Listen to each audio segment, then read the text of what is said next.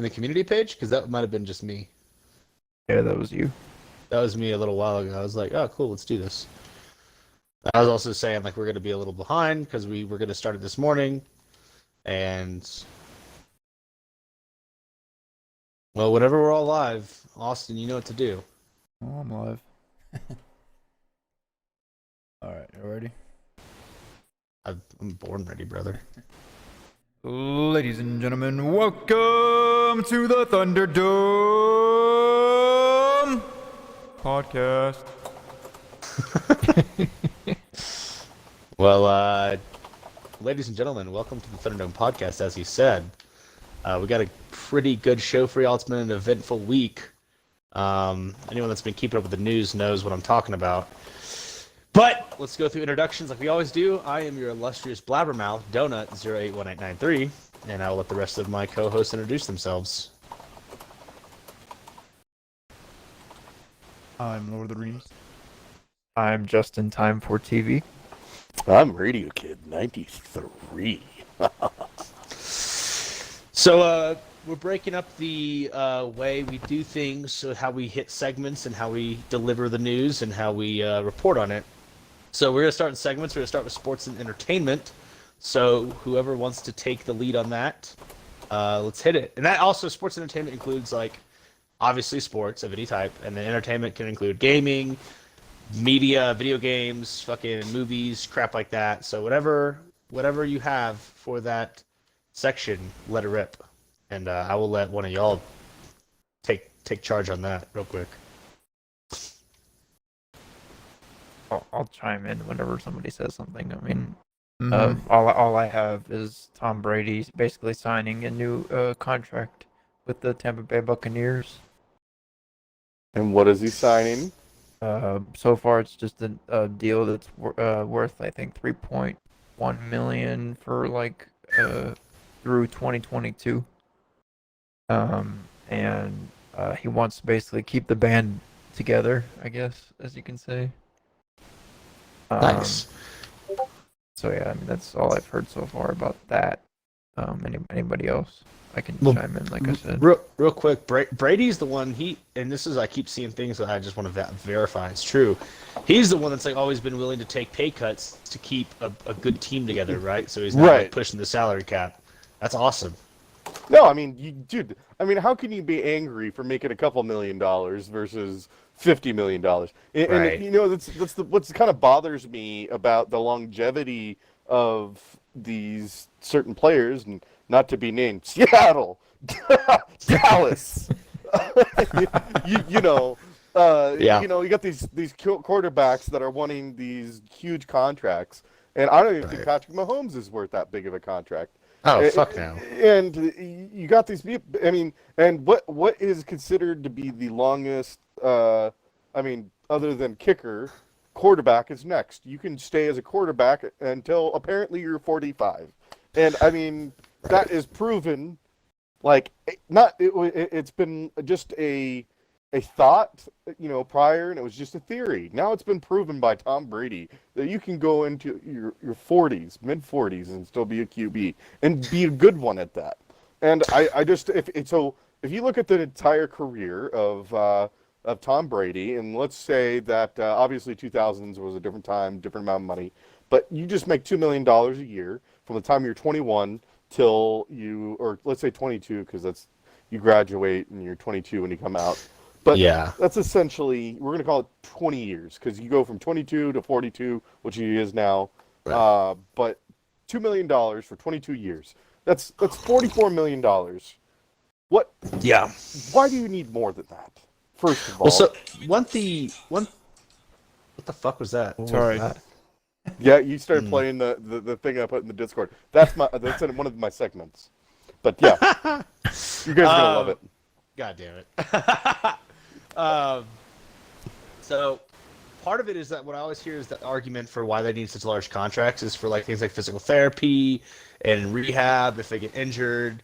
I mean, it doesn't.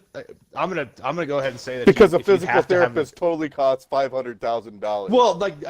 I'm saying like that's just one of the costs. They need nutritionists and personal trainers. Like first off, you're a fucking athlete. You shouldn't need a personal trainer. If you need a personal trainer to continue to be an athlete, I think you're just a product of like the people that put work into you. You're not actually there doing it for yourself, which I always kind of found ridiculous. Like Yeah, I get find friends that'll. I mean, especially if you're actually popular, you're going to be able to do it they'll give personal trainers for free. They're just that's there to also motivate why- you. They're not there actually to help you. They're just there to motivate you. Right. They're not the reason that they're not. They should be there to help supplement if you're trying to work towards something new. Like let's say you're trying to be a little more explosive, or you're trying to get bigger for whatever reason. You know, like whatever you're trying to do with your physicality, that's what they should be there to help you if it's a new thing. But what I don't understand is like this concept of like you need a personal trainer or just helps. Like, does it augment what you already have as an athlete, or is that the reason you're an athlete? Is that the reason for your physical prowess, so to speak? And sorry. no, you're good. I don't know if is she commenting in the community podcast or on your Twitch? On my Twitch. Okay, hang on. Mine was up. I don't know where mine went. Someone's watching mine. I'm playing Halo Wars 2 while I'm also doing this, so if I seem like I'm not paying attention, I promise you that I am, but I'm also playing Halo Wars 2, so. Well, like, Tom Brady has, what's it called, the TB12 method, where he, like, he has, like, a diet, and he has a workout regimen, and he sticks to it. He doesn't go too hard in the paint to break himself, but he doesn't wimp out of doing the work either, so it's kind of like, all right. I thought that's what works for him. That's why he's, in his 40s and still doing this shit. He's not like, oh, I'm 40, time to break, No offense to the older fellas out there, but, I mean, I understand age is going to whoop your ass at some point, but it doesn't have to. I'm I think going that's to kick part of my it. own ass. Well, But that would be okay if he actually makes it to 50 years old and still playing. that would be crazy. I mean, at that point, you do got to be a little careful, because like you could be in all the greatest shape in the world, but a high contact, high impact You're physical fucked. You're sport breaking like neck. football, yeah, you're gonna break something, man. I mean, we already see how it hurts 30-years and shit. I mean, imagine. Yeah, but you have to keep in mind, he's actually, compared to a lot of people, he's actually not fucked around with like alcohol and shit for most right, of his yeah, life. that's what I'm saying. Well, that's what I was saying. That whole TB12 regimen he stands by so religiously, and for good fucking reason. Is I mean, he finally is is kind of letting loose a little bit. yeah. So, we saw the Super Bowl. he might get injured this year, in my opinion. He if got if he, hammered. So, Drunk I mean, Tom Brady also, he's probably got was- hammered because he doesn't drink very often, so his Yeah, tolerance no, he is does like not. nothing. Yeah. More like protein shakes and healthy food, not really Yeah, beer, I mean, wine and whatnot. he doesn't fuck with like unhealthy shit. He's not that kind of guy. But I mean, that's a testament to why it works. I mean, that's why you also have older MMA fighters, because they take care of themselves. Sure, there's the ones that get fucked up all the time, and they might not be in the best shape, like in optimal shape compared to their peers. But again, it's like it's a matter of like how much do you stick to it. Now, like every now, like Tom Brady cutting loose here and there is not gonna hurt his fucking physicality as a fucking athlete. It's not He's gonna, already it's won not 7 gonna destroy him. rings, so he has every right to be Exactly, drunk. like he's fucking fine. He's not in any sort of trouble. There's not anybody close to even passing him on a. I mean, No. yeah, I mean, no. Sorry, the only person was Haley, and he's got 5. Yeah. So I don't think that there's. I mean, there's team. It's sad that you have a single player pass all teams now. Yeah. Like it's not a team that holds the most Super Bowls. It's a person that holds the most Yeah. Super Bowls. That's ridiculous just to think about. Legitimately just one fucking dude. Yeah. But it's also because he's been willing at every team he's gone to take those pay cuts. He's like, I have I have my own fucking. He's essentially his. I don't know if I'm sure he has people that help him, but like, he has a regimen he sticks to, and it fucking works. Is what I'm getting at. Like he doesn't fuck around with this dumb shit. He's like, well, this works for me, and I'm gonna stick to it. Like, okay, right on. Like you do you. Yeah. And Over the years, I never really liked him, but I've just gotten over I it pretty didn't much like and him. just started to like him, I guess. Never hated I him. didn't like him, but I respected him, Oh. and I was like, that's cool.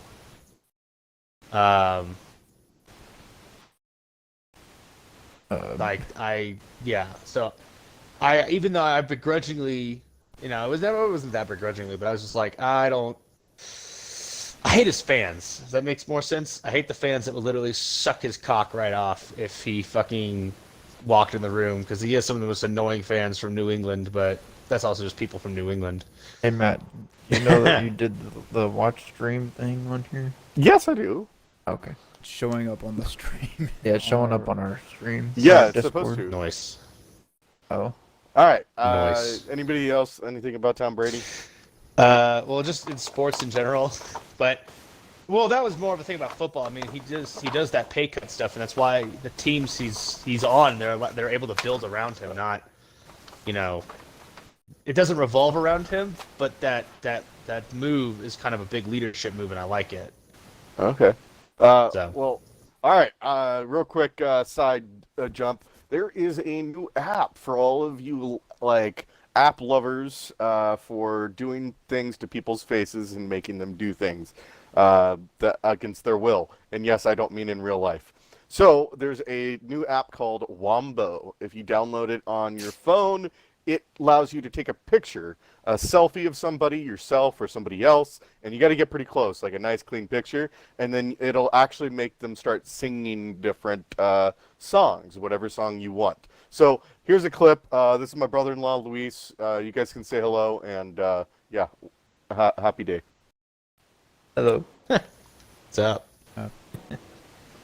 But Um, all right. Is the songs playing for you guys? no, but I No. can play it. No. Oh yeah. I'll let you play it. Because it's not working for me, whatever reason. Well, There we go. Austin, go ahead and play it for us. Just make sure the video's showing too.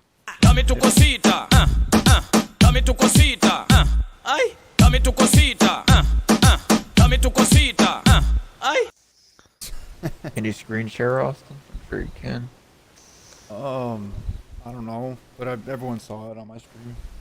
Oh, okay. Interesting. Yeah. So that's the Wombo. Wombo, yeah. So download it, play with it. I'm sure it's Chinese related if you really give a shit about that stuff. Just like, what is it, fucking TikTok. TikTok. Who gives a fuck about TikTok? No offense, but that's a different thing in itself. I fucking hate TikTok. TikTok is like the I worst care thing less ever about it. created.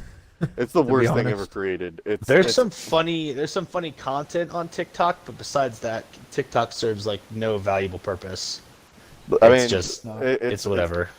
It's comedy, but it's not. I wouldn't say it's comedy in its finest. It's a comedy. No, and yeah, it's, no, it's definitely like it's people purposely doing stuff, and comedy is supposed to be spontaneous. It's not supposed to be planned out. Right. To me, it is at least, and it just you can tell everybody's being planned out and everything. I've Anyway. had moments where I thought about creating a TikTok, but I was like, I'm not gonna do anything. What were you gonna do? What were you gonna create in your TikTok stuff, Nothing. man? You're gonna ooh, Rangers. I mean, I'm I number might, one. see what other people do, but I'm not that type of creative person to think stuff like that on the spot. Oh, if I'm making anything, I'm making an OnlyFans. I've heard you make bank off that. I'll let people see pictures of my butthole for like $4.99 a month. Well, I'll have to pass on that one. Yeah, I'm I'm sure making everybody's OnlyFans. in the crowd is probably thinking. I'll send you the free. I'll send you the free stuff. Don't worry. I'll make an OnlyFans, but with pictures of just of fans, Right. ceiling Just fans, but ceiling fans. or one of those any kind of fans. one of those ones giant that- fans you get in the garage. Yeah. It's gonna be one of those Industrial best fan, fans. yeah. I'll take It really special blows requests. your mind. Ah! Yeah, And I'll it'll take special light up requests. the mood or whatever. You want to see me get blown on my OnlyFans, and it's like me sitting in front of an industrial fan, and I have like a cape set up or a blanket, and I jump and let it catch me, and I get carried away. I'm like, ah! Oh my gosh. It'll light up the mood or something. All right, whatever. we're Something getting banned. clever. We're getting banned off. Yeah, we're gonna We'll get see- banned off of Twitch just for talking we'll about see getting blown. We'll see ourselves out. It's okay. No. That's Damn. Okay, so sorry. we know radio So kid we're does in going free to time. Twitch. We're getting out. We're on our little tangents today, and I mean okay. tangents are good. But okay, so Oh, we're getting the Wombo, fun stuff out of the way. We're getting the So- fun stuff out of the way before we hit the serious headlines. which is kind of abnormal for us. Abby normal. Right. Anybody know that? No, it's okay. It's Why are you Young the Frankenstein. Okay. Young Frankenstein. He says it says Abby normal. I don't know. Anyway. Yeah. Next thing, sports. So what other sports? We're still in sports. I just did a little thing. We're still in sports. Yeah. No, that's well, I got nothing else for sports. I do have stuff for entertainment as far as some gaming news, but that's about it. Okay. Sports. I'll finish this off with sports. So to anybody that really cares about March Madness, don't assume anybody is that really cares about college basketball too much right now. No. They're getting Only ready during to. March Madness. They're getting ready to start the bracket. All the teams are finishing their conference championships, and pretty soon they'll start. Interestingly enough, 3 of the big major teams, Kentucky, Duke, and Yep. Virginia, are all not playing in their conference finals due Kansas, actually. to... Oh, Kansas, I'm sorry. Yeah, Kansas. Due to COVID. Due to COVID, yeah. They had Of a course. positive COVID. So Of this is going to be course. interesting. I don't know how they're going to play if they're still doing this and they get to the bracket. It's like, well, let's delay this until everybody's better. And I doubt that it's not going to be in March anymore. It's not March Madness, is it? Is that Yeah. like April Madness at that point? Listen, this year's had all of those because it's supposed to be an election day. We had election months. It was supposed to be like, you know what I mean? Like everything's been postponed and elongated for the dumbest fucking reasons. So in that sense, it's just like, all right, fuck off now, I mean, please. for me, I don't want it to be like what it was last year, or the year. I guess, yeah, last year. Honestly, I'm gonna be real with you guys. I've not paid attention to March Madness in like a really hot minute, just because I kind of stopped caring for a while there. It's fair. I mean, look, I go to Alabama. I went to Alabama. Alabama's only just recently become relatively decent. Well, actually, I'd say outright good at The basketball. women's, yes. I mean, the men's too. Have you not been paying attention? Well, I haven't seen, but I know the women's were winning today. Yeah, they were Or doing they were really close. good too. Yeah. I mean, you're Did not they wrong. win? Did they win or no? I didn't see that I part. have to pull it up again. I haven't watched much sports in a hot minute, so for me, it's just kind of like, I mean, yeah, I like watching sports. It's just this year, it's been because everything was sort of watered down or just felt so not normal because of COVID. If you were like me, it actually took some of the enjoyment out of it entirely. So I was like, yeah, this is fucking stupid. I think I'm good without it, to be honest. So I just don't think we'll see a lot of people in big stadiums for a while. To be honest, I think it'll be Yeah. just regular arenas. it'll take a second before it comes back to a regular type of. That's what kind of Presence. makes it kind of like Well, not yeah, really it's just, watch worthy, yeah. I guess. Well, it's the same with UFC Like, when someone gets knocked out, you hear everyone like, "Oh shit!" It's like, yes. and then basically when there's no fans or anything like cheering and like Yeah, I it mean takes like the you can piss hear out of it's everything, basically you like know? a hot mic for like the players and stuff. You can hear Exactly. like You them hear cussing the- and whatnot. You hear them talking shit, talking shit to each other. Yeah, I fucked your team on the court like I fucked your mama. It's like, damn. Yo, I mean, don't get me wrong, I'm fucking all about it, but Yeah. I thought it was interesting to see that, and I don't know what they're gonna do with March Madness, if they're gonna actually I don't know. have fans or I'm not. curious. I'm curious for sure, but not curious enough to really pay a whole lot of attention to it. It's just kind of like, oh well, we're here. Yeah, well, I guess we'll have to wait and see. Yeah. Well, if we're done with sports news, a few things with entertainment. I hear myself in someone's fucking. Yeah, it's Matt. Hey! There he is. Look who's Decided to that. use my phone instead. Did you fucking shave your head or something, or did you just lose more I hair? did. Guys, I'm not gonna lie. Best haircut. Did it myself. Take a look. Not too patchy. Oh no. A little bit in the back, it's some patch. No, that's just called my head. It's really oddly shaped. You're receding the hairline. It's called Well, balding. obviously. Goddamn. Thanks for what it pointing out the obvious. He I just have- wanted I our have a support. We're receding hairline shitting right on here. this man. That's my receding hairline right here.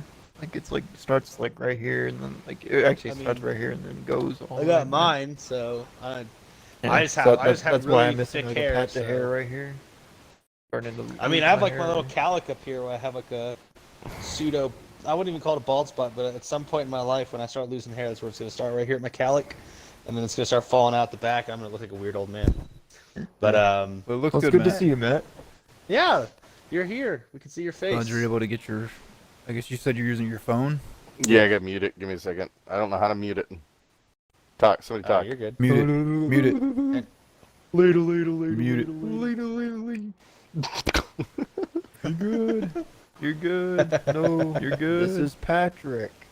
Is this the Krusty Krab? No, this is Patrick. See up your Shit. nose. Anyway, while we're figuring out our technical difficulties and Matt's showing us his nostril hairs, so for entertainment news, I got a few things. For anyone who's a fan of Sons of Anarchy and has kept up with the Mayans MC television show, that's coming back, I think, on the 16th or the 17th, season 3, baby. Yeah, the Mayans TV show. yeah, And it's a pretty of course, pleasant- and Sons of Anarchy. Yeah, no, Mayans was a solid show. Let me just say that. I liked Mayans, and obviously I love Sons. Is it based off the same thing as Sons of Anarchy? same universe. The first season of Mayans takes place 4 years after the end of Sons of Anarchy. So I won't spoil anything that happened in Sons of Anarchy, but if anybody knows, then it takes place 4 years after the last episode of Sons of Anarchy, and it follows the Mayans MC, primarily the Santo Padre, Southern California charter, and you see some of the Sons come in. I mean, I think within like 30 minutes of the first episode, you see one of the Sons of Anarchy charters make an appearance. Not the Redwood ones, but they do show up too, some of them. So that's pretty cool. Obviously the Redwood charter being the one that the actual Sons of Anarchy show took place around and was based on. And then, so that'll be interesting. And for those that are fans of Halo that know me and know I love Halo, we've got some new Master Chief Collection updates showing up. I'm not sure when, but there'll be updates, new armor pieces for Halo 3 again. I know you're talking And about the we've new got- season coming out. Yeah, so the last one came out. It was the Anvil, Season 5 Anvil, and it has some new pieces of Halo 3 armor, and it was kind of cool, and it was an interesting development because it was like Halo 4 armors, but on the Halo 3 Spartans, so it was like interesting. This one will have, for those who are familiar with what Halo Fireteam Raven was, Halo Fireteam Raven was a rail shooter arcade game that was set in the events of Halo 1 as you play an ODST Fireteam called Fireteam Raven, obviously. And it's an interesting take on the first Halo game's timeline, but from a different perspective, following different characters. And it actually was really well put together. You have, I think in Fireteam Raven, you have like 3 Master Chief cameos where he shows up, he does some badass stuff, and then he takes off. So that was pretty cool. Interesting. But so basically ODST armor for Halo 3. And then also some news about Halo Infinite. Obviously they've mentioned more about the environment. You'll have the night and day changes. There won't be any crazy inclement weather stuff like you've seen in the other Halo games. At least not to the level that we were expecting with Halo Infinite, but we'll still have some of it. And the only thing that was a major downfall is for the first time, well, not the first time, we were expecting them to kind of go back and do a playable elites type of thing. There will be no playable elites at the launch of Halo Infinite. They did say, however, that maybe down the line, because it is supposed to be a Halo project that will last for 10 years, that they will have playable elites later on. But for now, they're saying no playable elites. It is a Spartan story and a Master Chief story. And so they're very focused on just the Master Chief, the Spartans in general, the Spartan 4s, some of the Spartan 2s and 3s that are still around. Stuff like I that. like So playing as the elites during the campaign, though. yeah, like when you played as the Arbiter in Halo 2, that was sick. Because it Yeah. also showed a different side of the Halo universe, I thought. And that was really cool to see that. And so it was just a different take on everything that we had known in Halo. And I kind of liked having Elite and Grunt and for a few missions Jackal allies rather than having to fight them. But then obviously, and Hunters too. It's cool to have Hunters on your side for once. Yeah, for once. And you would, yeah. And I mean, like, I like the way that it pushed the story, it pushed the narrative of Halo. It sort of developed it in a new light. So it was pretty cool to see another side of the Covenant, and just the way that was carried out and stuff. So that was that's what I liked about Halo 2. So there have been no playable elites, although they may bring them back later on. Who knows? Should be a good time, regardless. I still plan on getting it when it comes out if I have the money to buy an Xbox Series X and all of that greatness. But I will. We'll update on that. We'll update on that as it comes out. Yeah, it well, and to be honest, so Taiwan has been going through a lot of problems, which the chips that are made there for a lot of the devices, such as Xbox or computer parts, once they catch up on the manufacturing, a lot of devices, computers, Xboxes, PlayStations will start to come out a lot more, and the prices should start to drop, because I'm sure that they'll overproduce at some point, and then if you want to, at Black Friday, I mean, that's a little ways off, 6 months away, or I guess, sorry. I wasn't 8 planning months on away. getting my. As I say, I think most people are planning to wait a little bit on their Xbox Series X just because of the pricing of it. Yeah, But, $500 is a lot of money to drop. Yeah. Yeah, I mean, ain't no joke. All right, like, don't get me wrong, I want the new system too, but shit, you think you got me fucked up? You think I'm just waiting willy-nilly on the dropping graphics 500? card.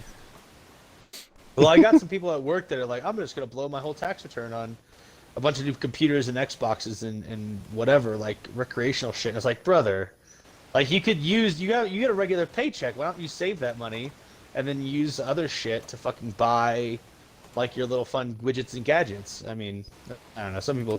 Some people are like that. It's fine. It's their fucking money. Do it as long as you're covering your bases. Then it really shouldn't matter. But that's what I got for entertainment news. I really got too much else. I'm gonna readjust because I'm sinking into the couch a little bit. But It's good to adjust. yeah, I got nothing for sports and entertainment beyond that. Hang on, I jotted it down how we would do this. The Grammys are tonight. Who cares? No, we don't care about the Grammys. Hey, real quick, we're not talking about the royal family at all. I don't We're not care. talking about the fucking royal family. The royal family can go fuck off. People People that care about the royal family are Apparently, the only thing I'll say about it is that interview with Oprah was just like, hey, a multi-billionaire and a couple of people with several $100 million are sitting around bitching about oppression. It's like, you shut your face. You go cry into your $100 bills. Maybe Prince Harry's finally happy because he can go to a strip club, but he doesn't have to stuff fucking whatever their version of the dollar bill is, whatever they have, pounds, whatever. And it would have it would have Queen Elizabeth's face on it. So when he's stuffing $1 down the thong of a stripper, he doesn't have to worry about stuffing his grandmother's face down there. Nice. I don't know. Maybe, I'm not sure. I don't really care either. Oh, we never know. We don't know. So, does anybody else have anything for sports and entertainment? No, not at the moment. Nope. I mean, Alright. unless you want to say it's celebrity death, but I mean, it's pretty old now. Who is it? Screech? Wow, really? Oh, Like the yeah, actual yeah. guy who...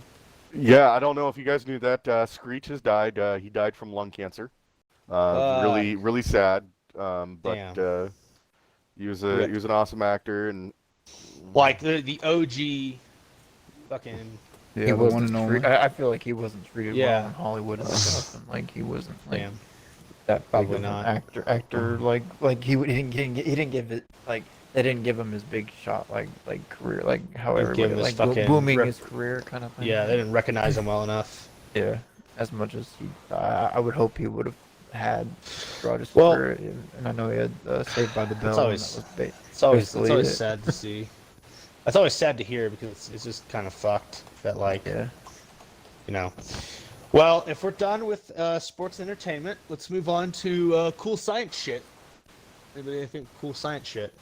I got a few Mars. things. Mars rover still Just on Mars, I guess. Mars rover stuff, but I mean, nothing too exciting. Well, let's hear the Mars rover stuff, and I'll jump into mine when you're done. It's still on Mars, I'm sure. let's Well, yeah, we just looked at the telescope. Yep, looks like it's still there. Congratulations, guys. Hanging out on Mars still. I haven't really heard anything new about it, really. Honestly. Yeah, I'm sure it's probably taking Yeah. a bunch of pictures and doing samples of like rocks and whatnot. Right. And I seeing mean, I if there's thought any they- land, or see if there's any life on Mars. Well, I thought the thing is like they know there's microscopic life on Mars because there's water on Mars at some point, and there was like large quantities of water, and you have like ice caps on Mars. I thought is like what they were saying, right? I think, yeah. I heard about the water. Kind of like what the movie Martian was all about. I like that movie. That Yeah. was a good movie. Well, I mean, I heard that they had gotten some feedback from the Mars rover. There was some pictures and video taken, and they got some of it back. So this is one of those things. Yeah, I know it was still an uplifting thing for everybody to see, to Yeah. witness, and like Well, it was one of those great accomplishments. Right. So I got a few things on science here. I guess I'll go ahead and hit it. So the astronauts and the scientists within NASA, they have been working on what's called the double asteroid redirection test. Basically, it is to potentially redirect asteroids that are set to collide with Earth and detect them and whatnot.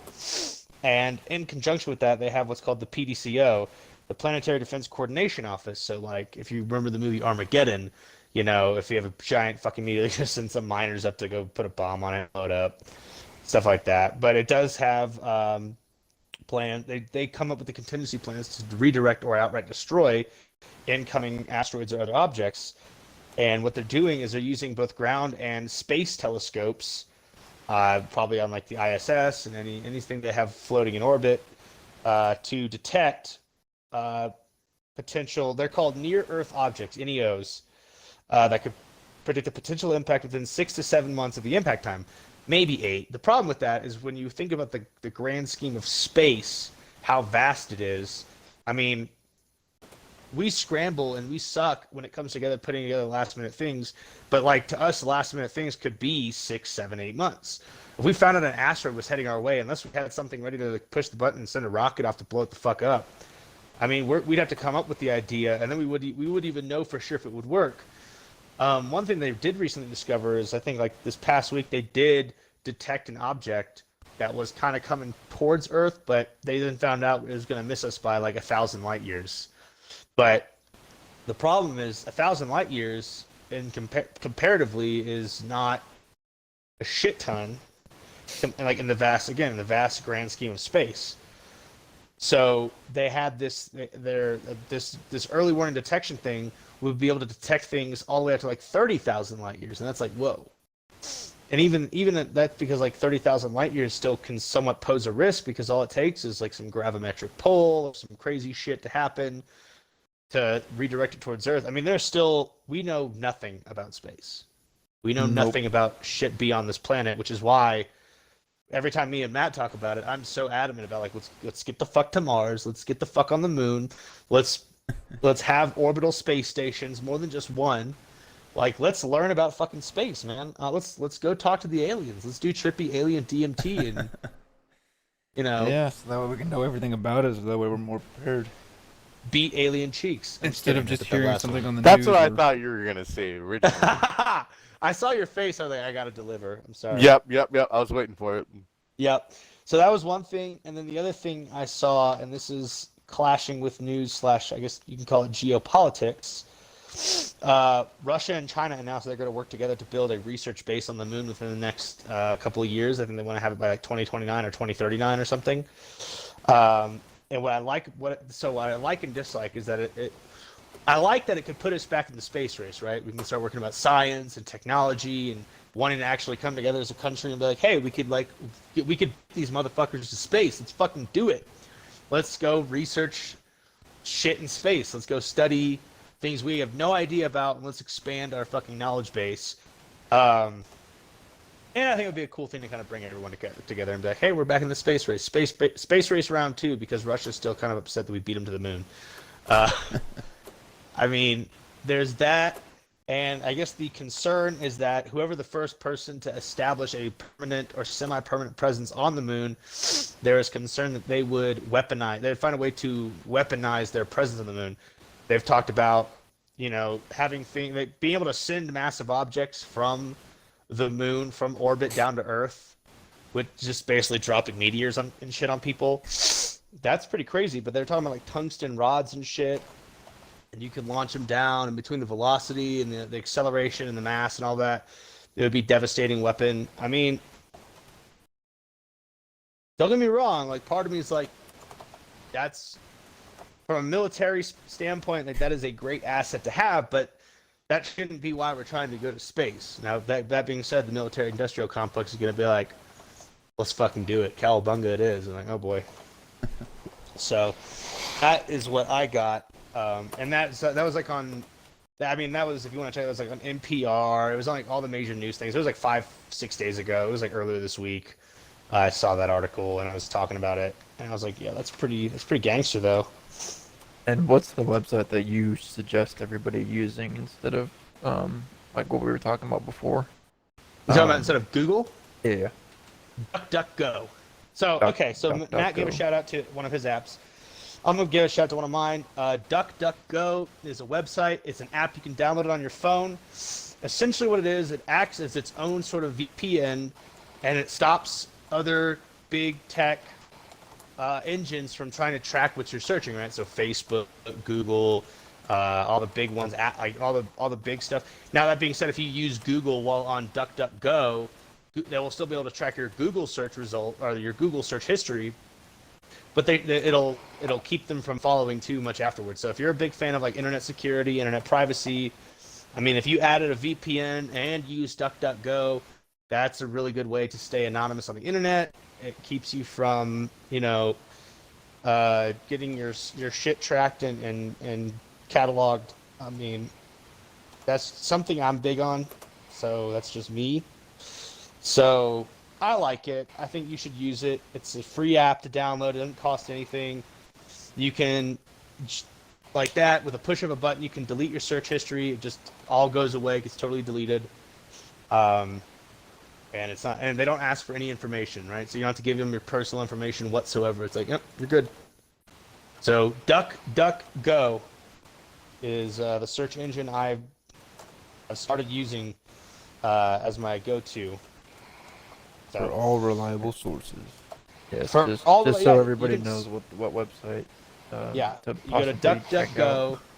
DuckDuckGo, and then once you're on DuckDuckGo, then you type in the website you want to go to, and that is essentially how it works. I like it. It's super easy to use. Yeah, there ain't much else before that. Does anybody else have anything to add on those two things when it comes to space and cool science shit? I can't wait to what cool. the future holds with the people going to space and having like shuttles to space kind of thing, like or like going to the moon or something. I don't know. Like they were talking about that, how you can pay money to go on a spaceship and like basically be a volunteer, go in space and go to the moon or whatever.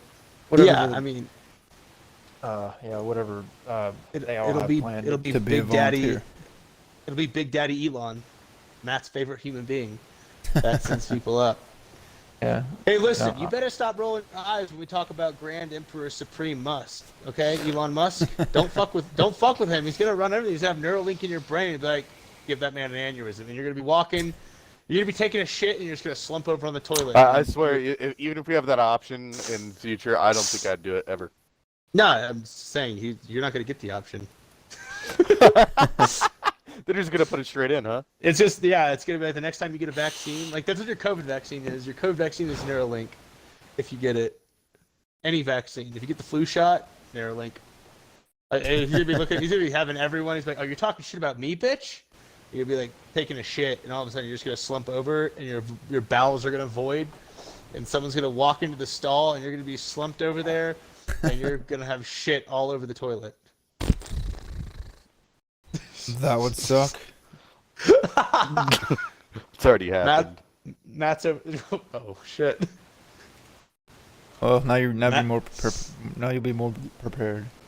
Yeah. One more thing I got, and I want to talk about this slightly, is the CDC study came out earlier, so I want to say it was Tuesday or Wednesday, said that 78% of people hospitalized for COVID were overweight or morbidly obese. Not even morbidly, just obese.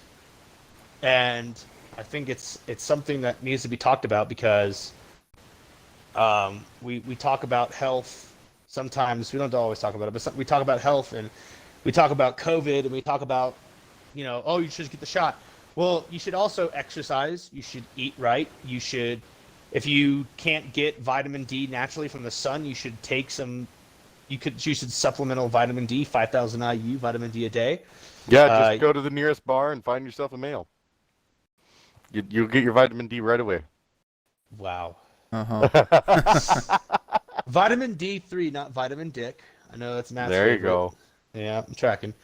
But it's something we don't talk about, right? Because apparently if you talk about nutrition, it's like you're body shaming or something. There was a meme of this guy walks into the gym and all these gym bros are just swole and jacked as shit. It's like, yo, how did you guys get so big? And one of them just points at a poster, and it's this fat bitch that's like, if you go to the gym, you're fat shaming. And he's like, yes. And then the next one's just him like just hitting the weights, getting fucking swole. And Wow. I 100% support that because I'm tired of people saying you're fat shaming. No one's fat shaming you. I just want to be healthy, so fuck off. I feel better when I'm healthy. I put on what I call the COVID thickness. All right, I'm not immune to it, but I'm gonna get back into not being an unhealthy fuck. So pardon me for wanting to take care of myself.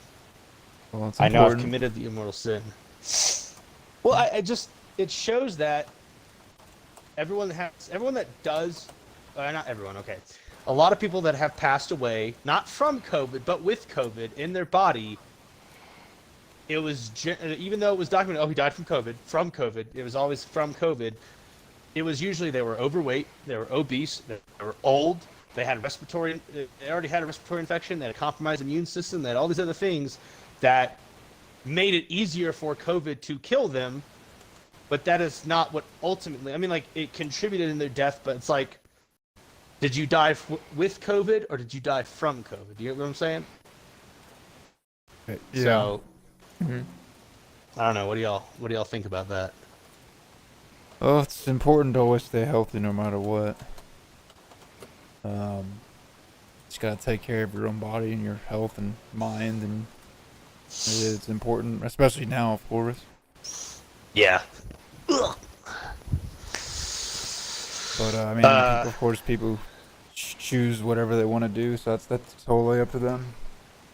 Yeah. I mean, it's not. People that say it's called body positivity. It's like, yes, be comfortable, be happy within your body, but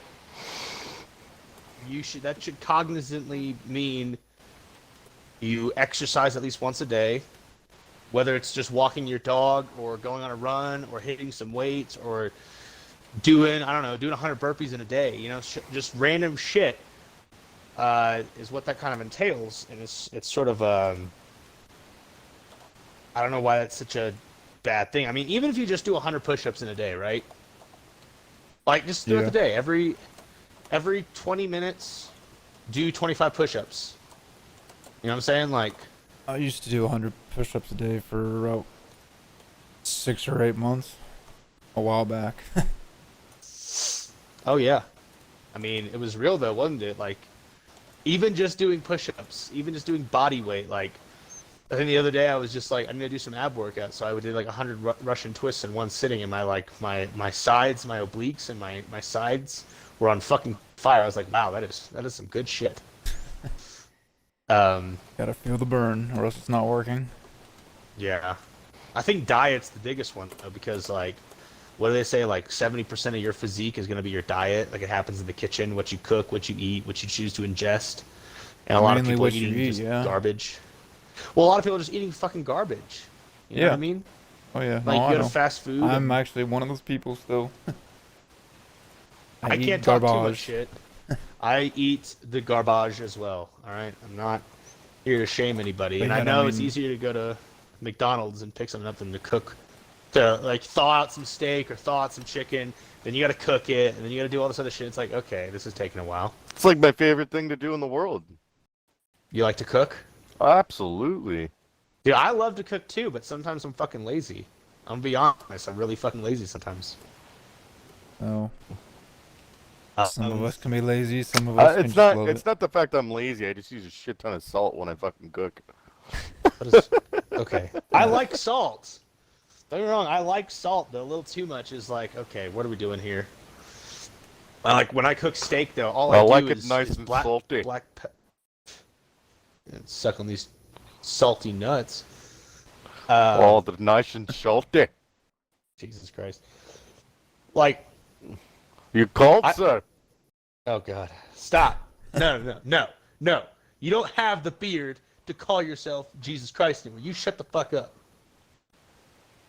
You over there looking like you fucking trimmed your face. You shut your hole. Oh hi baby. Sorry. He's focused. Dixon was being cute. Yeah, what are you playing over there, Matt? I'm playing Overwatch. Of course you are. Nice. Oh, and Yep. gaming news. I recently purchased the Valheim. How is it? Because You I've did? heard No. we talked Yeah. about it last time, and other people were like, Valheim's great. Matt was saying he was playing it last time, and it's kind of like From I know a looking lot at the of other previews, I think it looks pretty good. yeah, I He can't hasn't wait played to it try yet. it out. yeah. I'm gonna get it at some point. I'm not getting shit. I need to finish. God, I need to finish. I started playing Mass Effect Andromeda. I know there's probably some Mass Effect purists out there that are like, you're a heretic for playing it. I like the open world aspect. Let's go. I need to finish Andromeda. I need to finish Assassin's Creed Odyssey. I need to finish Assassin's Creed Valhalla. I need to finish. Oh fuck! I need to play the new stuff in Destiny 2, which I haven't touched for a second. I'm behind on all my gaming, but I also I tend to go back and play a lot of Halo. Are you still playing the Gears of War series? Yeah, I'm on 3 right now. I'm like almost done with 3. I just got to the island on 3, so I'm about to finish it up. Hi, baby boy. What are you I doing? gotta replay that. Those Gears of War games. Yo, I'm down to do a co-op run. So that's cool science shit, science and health. So now let's shift it over to, we'll call it culture. And I'll give an example of what I mean by culture. So, okay, I made a video on this on YouTube because for those that don't know, your boy is back in the dating pool. Recently single as of a few months, and I've noticed that there's a bit of a culture going into the dating world as well. So, and we were just talking about TikTok. Of all the heathen apps, TikTok is the one that originated this one. So the thing called Super Straight. You all heard of this one? Nope. So a guy on TikTok basically made a new sexual orientation called Super Straight, which means he is only attracted to members of the opposite sex that were born members of the opposite sex. Biologically, I'm a super straight male. I'm only attracted to women who were born biologically women, not a man who became a woman. So like no trans people whatsoever. And the same for women to men. And in the midst of it, people were jokingly coming up with like super gay and super lesbian and super bi. So you're only attracted to the people you're attracted to that were biologically born that way. And all the fucking little piggies on the internet came out. Is this transphobic? I was waiting for a response from Matt, to be honest. He's too focused right now to. Oh, I'm join our- focused. I can hear you. I don't really think that. Oh, it's just so fucked up. I don't know. I know, but it's stupid. It's better to to make it just stay as straight instead of super straight. Well, it started off as a joke. Is the thing. It was a joke. And this guy who came out with this thing called Super, he's received like death threats from all these blue-haired activists and these fucking losers. And I think his family's business and their livelihood has been threatened. And like, we're going to boycott your business. Like, dude, who fucking cares?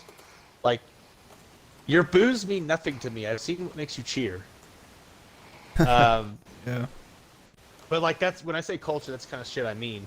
And on that note, real quick, is as I've been kind of wading through the bullshit of the Tinder world, the Plenty of Fish world, the Bumble world, and just dating in general, whether I go out to a bar or a restaurant and I'm just hanging out and I see people and you talk to them, I've noticed people will do this kind of stuff where they're like, you're a bigot or you're a transphobe or my favorite one is fat phobic. So apparently if you're not about the women that are a little thicker than a Snicker, or I'm just gonna be brutal. If you're not into fat chicks, apparently you're fat phobic. And I guess the same thing is like you could say if women are not into fat men, they're fat phobic, but I think it's just really rapey. Like, how are you going to shame somebody into hooking up with you and say, if you don't do this, you're a bigot and you're a piece of shit? And it's like, hold up, what? Like, I can like who I like. I can have preferences. You know what I mean? Yeah. Like, since when did preferences have to meet some sort of social justice purity test? That's just, I don't know. That's done for me. So, I made a video on it on YouTube, a very short, little like 7-8 minute clip. And I was just like, it's really rapey. You shouldn't try to pressure people into having sex with you, because imagine if like I thought you were saying your video was really rapey. I was like, why are you telling people if it sounds really rapey? No, my video is the opposite of rapey. It's saying do what you want and no one should force you, ever in anything. But like, imagine I'm like 5'1". I'm super short, right? Imagine I'm short little fucker. I'm 5'9" for everyone listening, by the way. But like, imagine I'm like 5'1", 5'2". 5'9" long. I've always been 5'9". What the fuck are you talking about? I probably have. I'm probably 5'8" now because the army's like destroyed my body. I'm still 6 feet. Well, go fuck yourself. 5'11" and like a 3/4. You vertically listen. You vertically gifted little fucks can shut up. All right, all you tall ass motherfuckers out there. But like, if I was 5'1" and like short and pudgy as fuck, just fat. And I went up to like the hottest girl in my workplace, a dime, a fucking 10 out of 10 or an 11 out of 10, smoking hot. And I went to shoot my shot and she rejected me. And then I said, you're fat phobic. And I don't know, is there a word for phobic of people of like short or like they're too short or too tall? Short phobic or tall phobic? Yeah. Yes. You're short phobic and fat phobic. And if you don't hook up with me, you're a bigot and a piece of shit. Yo, how fast would I be fired from that job and probably like hit with a sexual harassment suit? Like, that's crazy. Pretty quickly, I'm sure.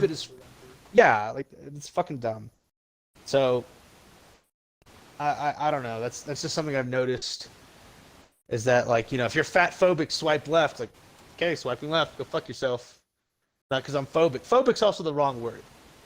Right? Do they really have an option on those dating sites? What do you mean? Like fat phobic? No, so like, well, no, but they'll put it. Or okay, I got you. Yeah. Yeah, like in their bio. If you see a person, yeah, I got you. Yeah, it's like in their bio. I was thinking for a second that they made that like an option. I was like, whoa. Listen, okay.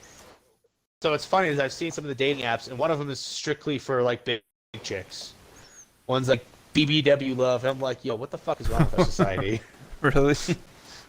Yeah, no, for real. It's like if you just want to fuck fat chicks, then go for it or something. Or if you just want to fuck fat dudes. Wow. But yeah, no, there's a market. Listen, for anybody that might be listening that might think this way, there are 7.2 billion people on this planet. Someone will have sex with you. Consensually, someone will consensually have sex with you. And you will look at them and want to fuck them, and they'll look at you and want to fuck you, and it's not a problem, all right? Like, you're gonna get yours, all right? You'll get your fucking, you'll get your nut. Not an issue. Unless you're really so afraid. It's just something I noticed.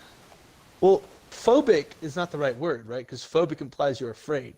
I'm not afraid of fat people. I'm not afraid of trans people. I'm not afraid of short or tall people. I just don't want to have sex with some of them. You're just not interested. Like, don't get me wrong. I don't have it all together my damn self, right? I'm not a fucking model. I'm not some like chiseled six-pack cut motherfucker. Right? I've got some of that thickness on me too. A little bit, not a lot, but a tiny bit. And I'm not like male model material, but I have preferences. I don't, I'm allowed to like who I like and be attracted to who I'm attracted to. And that just seems a little weird. And it's like, maybe attacking people who don't want to have sex with you isn't the right way to go. Like, just a thought. Well, all you can say is you tried. Yeah, I guess. I mean, does anybody else have any other things in culture I'm Orbit. I just wanted to give up the spotlight real quick. Nothing for me. I'm just chiming in. Got a funny one next. As you actually. can tell. Matt, you got anything, or are you just fixated on your game? I'm just gonna sit in my game, bro. All right, you're cool, bro. So Glad you're here. as we all know, yeah, I'm glad you're here too, even though you're just like kind of here. So Monday, as we know, Monday was International Women's Day, right? So to all the ladies that watch the show, we love you.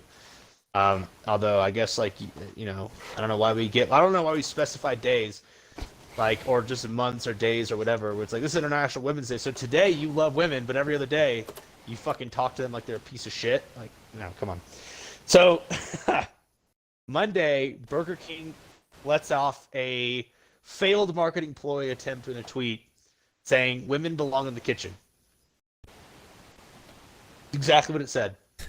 Nothing else to that. There's no additions, boy. no ex. Yep. Well, okay. So here's their defense of it, and it's not much of a defense, but this is their justification. This is from Burger King, not myself. Burger King has a like scholarship program where they send women to culinary school to go be cooks and chefs and all this other stuff, right? The other thing is that I guess of all the culinary jobs in America, I think it's America, maybe the world, but in all the culinary jobs in America, women only make up 20% of those. We're like, okay, I guess they saw it as an issue. And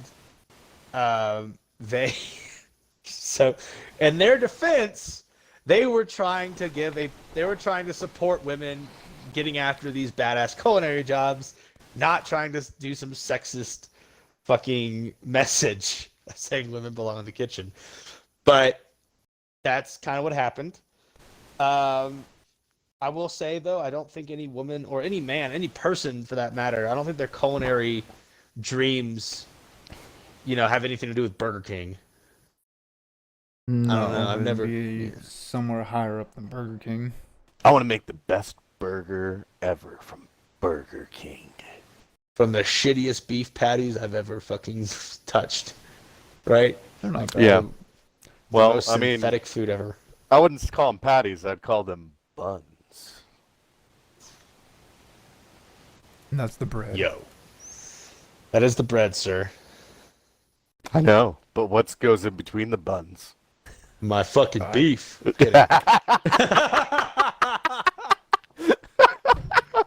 There you go. No, I'm tracking. I'm just waiting for you to be more interactive because I was like, Yeah, think no, I'll I watch these decided fucking to. I'm in between games now. Oh, So. so I chimed in with that, and you're like, okay, here's the story I was waiting for. Women belong in the I'm kitchen. sorry, Matt's ears perk up. So International Women's Day. So I'm sorry. So they actually became off a little sexist when they didn't Yes. need to. Yeah, so that like they were trying to encourage women to get after like these higher culinary school jobs or culinary school. So that education, women higher... should cook, and it came off. Yes. Okay. That I don't think that's sexist at all. No, And it just came off as sexist. It's not sexist at all. No, All it's women, not. all men should know how to cook. It's called Yes. taking care of yourself. It's essential to Yes. life. To say that I don't need to know how to cook because it's sexist and it's the way it was in the 50s. This isn't the 50s. This is the future now. We're in 2021, and it is essential for you to cook to survive now and be healthy. I mean, you can not, cook and go to McDonald's every day and survive, but are you really going to be that healthy? It depends on what you think. But You won't be surviving for long until you die of a Yeah. heart attack. but anybody that says that's sexist to say, think that it's sexist for a man to say that all women should know how to cook, I don't think that. I think everybody should. They're trying to encourage women. If it come off sexist, then you're just being a freaking feministic whore. And I just said that, yes. All women should know how to cook. It's straight No, up. no, no. That's like everybody should know how to cook. Like everyone. What?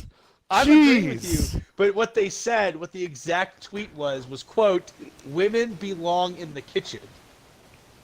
I don't care. No, That's- I know, but it was just the optics on that. And I think most people probably just got on Twitter and saw that didn't have any context, no backstory to it. I'm It was sure like, that somebody yo, put that on purpose, though, to make it look like they're being sexist. I'm sure they did, and they ended up creating one of the funniest International Women's Day moments ever to me. I just saw that, and I was like, yo, Burger King out here not really giving a fuck. Like, that was great. So, but I get you were right. Everyone should know how to cook.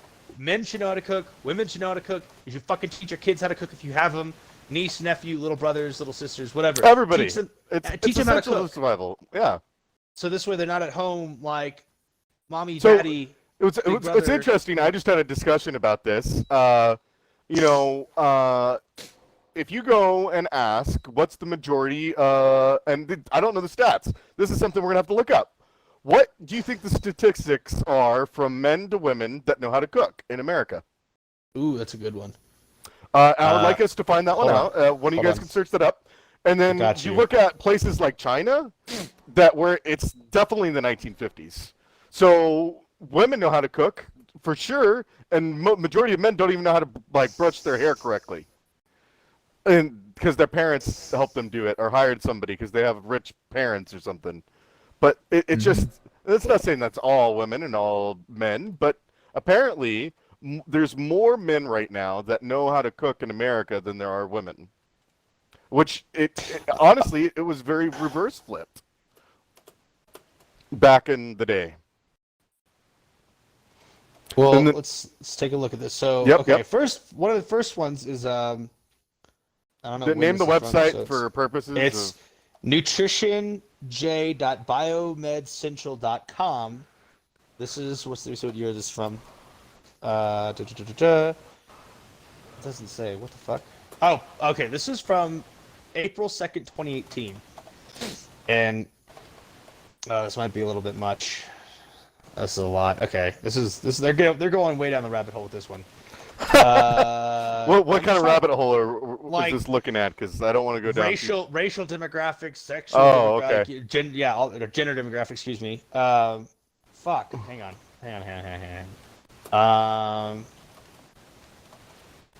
News. Let's go with news.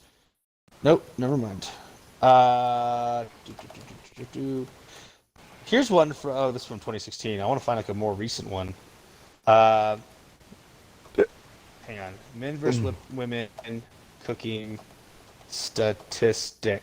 And again, I'm using Duckduckgo for this fucking this search. So, okay. This is from the pewresearch.org. And this is from this is relatively new. September 24th, 2019. So, it says, who are the usual meal preppers? With kids, women are 80% of the time the usual meal preppers, with men at 19%. With no kids, it goes 75% women, 22% men. They say, what is it? Split meal prep equally, 10% women, 20% men. Okay, oh, you're looking that's interesting. at your meal prepping. I'm just talking about cooking. No. This was usual, well, like preparing the meal, cooking. Not meal prep as in like you put it in Tupperwares and you wait. I'm talking about legit, you're preparing food for the family, for the table, for that meal. Or for yourself. Okay. Or for yourself. It says like men and women in a household. That's why they're doing this demographic, because you have a man and a woman in a both household. men and in a house. Yes. Well, I mean, it makes sense. I mean, So what is the age demographic? I'm definitely curious on like if because I definitely believe that women in above 35 know how to cook, or 30. I don't believe. I'm not seeing it. I don't believe a lot of women in their 20s know how to cook. All right, well, hang on. Let me start this article. So, this is more than half of married couples in the United States say sharing household chores is very important to a successful marriage. It is. But when it comes to grocery shopping and cooking, women tend to say they're the ones doing the work, according to a time use survey sponsored by the Bureau of Labor Statistics. That's when you get into the who's doing the meal prepping. The usual grocery shopper, not cooking the meal, but who's also doing the grocery shopping. Usually 80% women, 20% men, and that's with kids. With no kids, it's 68% women, 23% men, and I don't know the other percentages. Maybe they just don't. So we're still fucking talking about marriages. Yes. So. That doesn't go well for me. Hold on. So, in U.S. households consisted of married or cohabiting parents, so maybe not married, and one or more children under the age of 18, 80% of mothers say are the household member who usually prepares the meals. The same as the share who say they are the primary grocery shopper, according to a Pew Research Center analysis. Some 71% of moms say they primarily handle both chores. This compares with about 2 in 10 fathers in this type of household who say they are the person who usually prepares the meals, 19%, or the grocery shopping, 20%. About 1 in 10, 11%, say they are one who usually does both tasks. So 11% of men in a co-parenting situation or a marriage situation with kids are the ones who do both. Dads are about twice as likely as moms to say those chores are split equally. 20% of dads say meal prep is split equally compared with 10% of moms. There's a similar pattern for grocery shopping, 23% versus 11%. So basically, it does look like within those stats, within married couples, at least married couples, maybe we'll have to do more outside of that, is that I believe. know, but majority that I of the believe too. couples, majority of Okay. people that stay married though, usually it works out a little bit better. And Yeah. so, for instance, I know somebody that she's becoming a lawyer. She just became a lawyer, and she's about to take over her dad's practice. And she had a kid like back in 2019, and she's Right. pregnant again already. And she doesn't want to be she doesn't want to do the work, and she wants to rely on her husband. I mean, that's Yeah, I get it. I don't know I what get to it, man. Hold on, look, www.averagebetty.com. I'm hoping this isn't like some cringy feminist shit.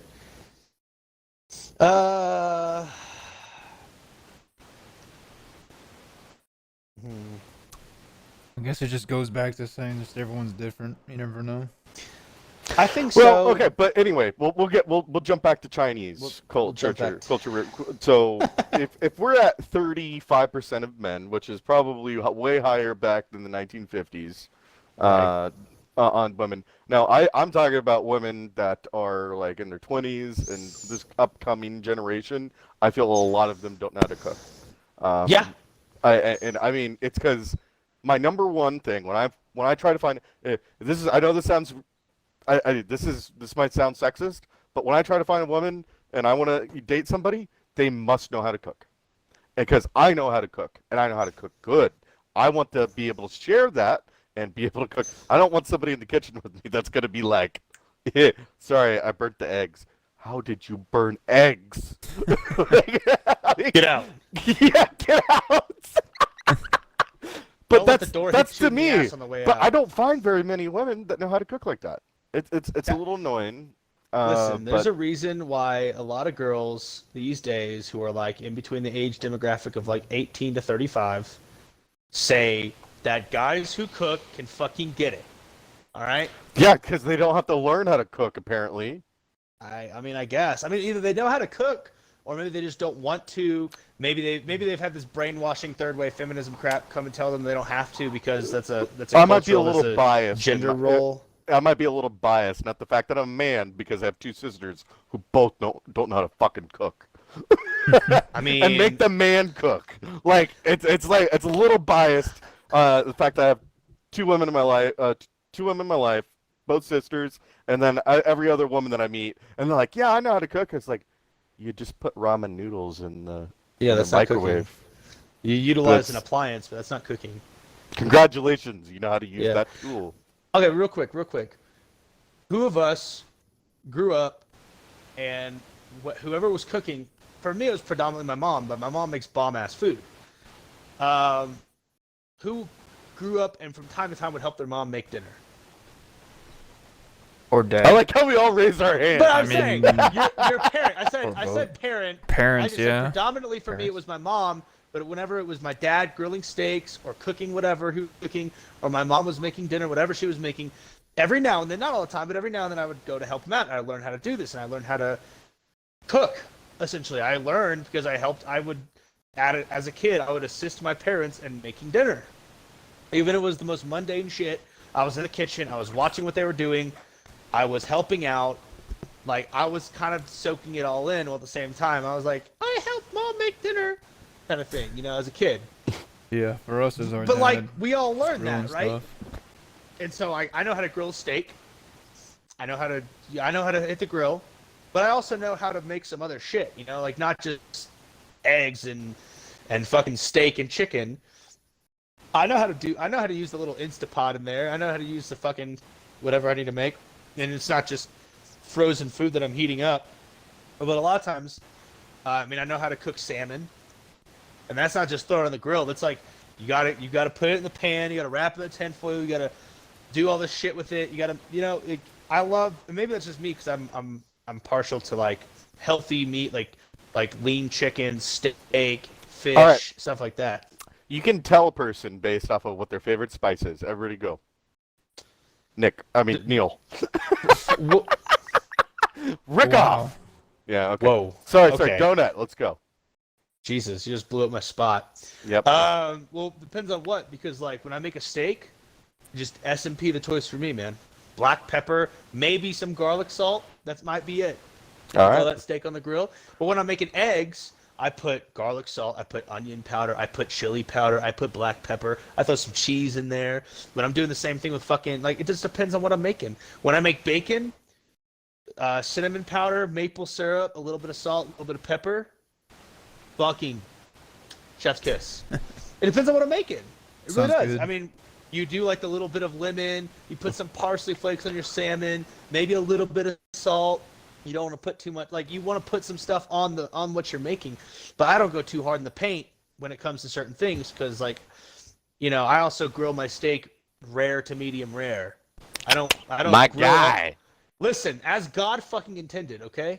Mm-hmm. If you're out there making well done steaks, I will ask you politely but firmly to get the fuck out of my house. Get that fucking hockey puck out of the fucking here.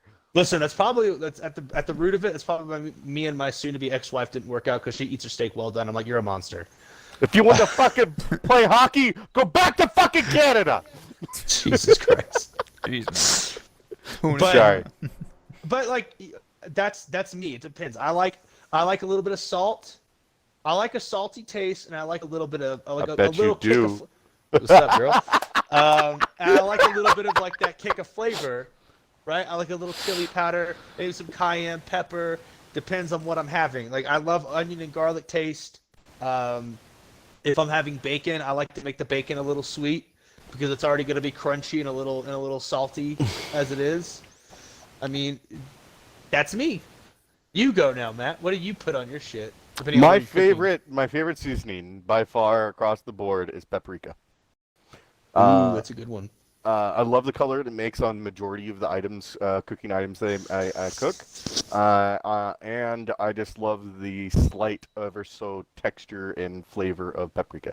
It's not overpowering, and it's just perfect. Just perfect in my opinion. But paprika is definitely on top of there. I definitely like your ideas on steak. I'm pretty simple on eggs though, man. I don't really season it too much, but I do like adding that not whole milk, but cream, heavy cream. Ooh, yeah.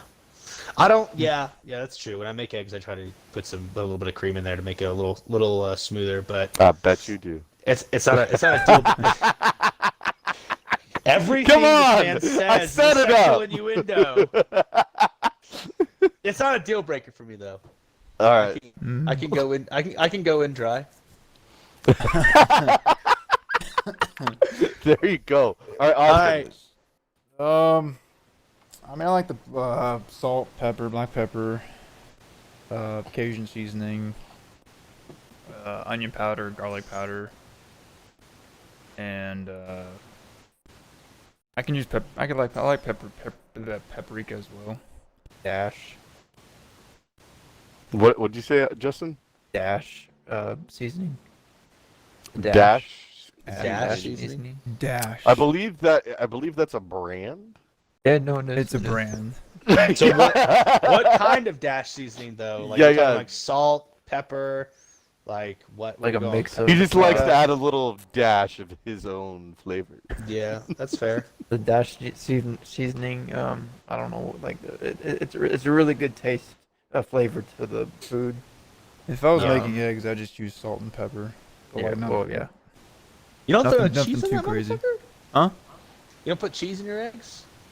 If I have wrong cheese, with I'll. Well, What do you hold need on, to hold add on. cheese to eggs? I mean, I just like the taste. I like cheese, man. I don't know. I love cheese. But like when I'm making eggs, I'll put some onions in there. If I have some diced mushrooms, maybe some bell peppers, like we're making a meal of it. If I got some like Italian sausage, I might chop it up, put it in there. If I got some chicken bits, I'll put it in there. Steak and eggs is the best meal for me. Steak and eggs. Hungry.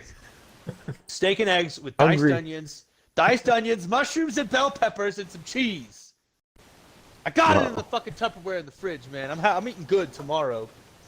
oh, good lord. Nice. Yeah. All right. So anyway, maybe we're the select few, but a lot of people that I know, actually, you guys are probably the only few that I know that actually cook, and a lot of other guys who don't. But anyway, let's jump back to Chinese Okay. culture. Chinese culture. Less than 5% of men in China know how to cook. Yo. Wow. Listen, well, here's the thing. And I don't mean even. I mean even using the microwave. Is that just because they live in a like we? Okay, I'm gonna say Misogynist or no? Yes, yes. there are way more misogynist patriarchal Yeah. society. So even people more so think than like we are. they think a lot of people don't realize how well off women are in our country, and I mean Well, you're yeah. gonna find people that are gonna be really sexist. Like I mean straight Of up like course. when they said women belong in the kitchen, they actually fucking meant it. Like they didn't mean it in a way like you belong to learn how to do this. It's a privilege to do Yes. this, and It's a skill. and I think vital there's going to skill. be some people that you're going to and you can't. I'm sorry, there's nothing we can do about it. We're not going to kill people off. That's not the way we are. You just ignore them. And I know that's not the way we communicate. Like, when you look at communication skills and they teach you communication skills, the number one way they tell you not to handle a situation is by avoiding it. But unfortunately, sometimes you just got to avoid it. And Yeah, you I'd can agree. call them out. You can call them out and say, look, I don't appreciate you. And then if they keep on doing it over time, then you shut them down, basically, and just make sure that, Listen, people you notice can't, that. You can't ignore the school bully, all right? You got to get in his face and pop him in the mouth. You got to make it happen. I'm just saying. it's the I'm same trying concept. to do this without doing violence. Well, listen. The last couple days, I've slept like shit every morning, so I wake up and I choose violence every day. But no, I mean, like, it's the same concept, though, right? You can't just ignore your problems and expect them to fuck off on their own. At Right. least not anytime soon. You have to get up and be like, no, bad, stop. Like, Right. you, stop being a fuckhead, you know? And I usually say it to Dixon, and he stops. Same concept. But, Mm-hmm. that's the thing. We just went way down the rabbit hole with Oh, yeah. cooking and everything. So, I mean, I feel like we've covered that pretty well. I mean, the optics on the tweet were bad, but the message, what they were trying to actually get at, was not bad. But everyone took it the wrong fucking way, and it made for hilarity ensued. That's all we have to say now. More in people are culture different. news. Yeah, everyone's different. So more in culture news. So everyone is familiar with QAnon. So QAnon is essentially the uber right-wing conspiracy theory group that was saying things like, Donald Trump's going to get inaugurated on March 4th. The militia's going to come back. We're going to take the country back from the globalists. I'm sorry, I tapped into my Alex Jones there. But they've said now that the alternate to that is the Blue Anon, which is silly. But if you look at... Totally not anything like QAnon. Just blue. It's just Blue Anon. It's change just left- color from Yeah. but it's purple just to purple. It's to from blue. right wing to left wing. So like the Russiagate, when they're saying like Donald Trump was a Russian asset. Like, dude, he was a New York liberal for how many fucking years? How many decades? And I don't know, like what is real at his core, because I don't know the guy, but those kind of things, the Brett Kavanaugh hoax, the Ukraine gate, all these other things, that's what they're saying Blue Anon is responsible for. So it's just the other opposite end of the spectrum for conspiracy theories. What's funny, and this is what caught my attention, is it was on Urban Dictionary, and then Urban Dictionary took it down for a second and then put it back up. And because people are like, what the fuck are you doing? So I think every time we see one of these things and it gets called out, and they're like, oh, we never did that, my bad. It's like, okay, whatever. It's too late. He already did it. Yeah, You we dumb already, shit. I got your ass now. So Bend over. Let me show you where the wild goose goes. Nobody. That's okay. I was Super sorry, Troopers. I know. Yeah, we know. Neil was about to say something. Please. Oh God, please! I'm a police officer. Drop your coat and grab your toes. I'm going to show you where the wild goose goes. And she turned to Ursula, help, baby. I'm going to butter your bread. Yeah. Okay, I love that. What the fuck is this? Hang on.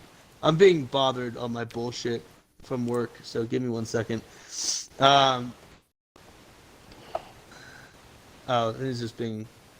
He's putting out shit that I don't really care about because it's not going to affect me in a few weeks. Another culture bit.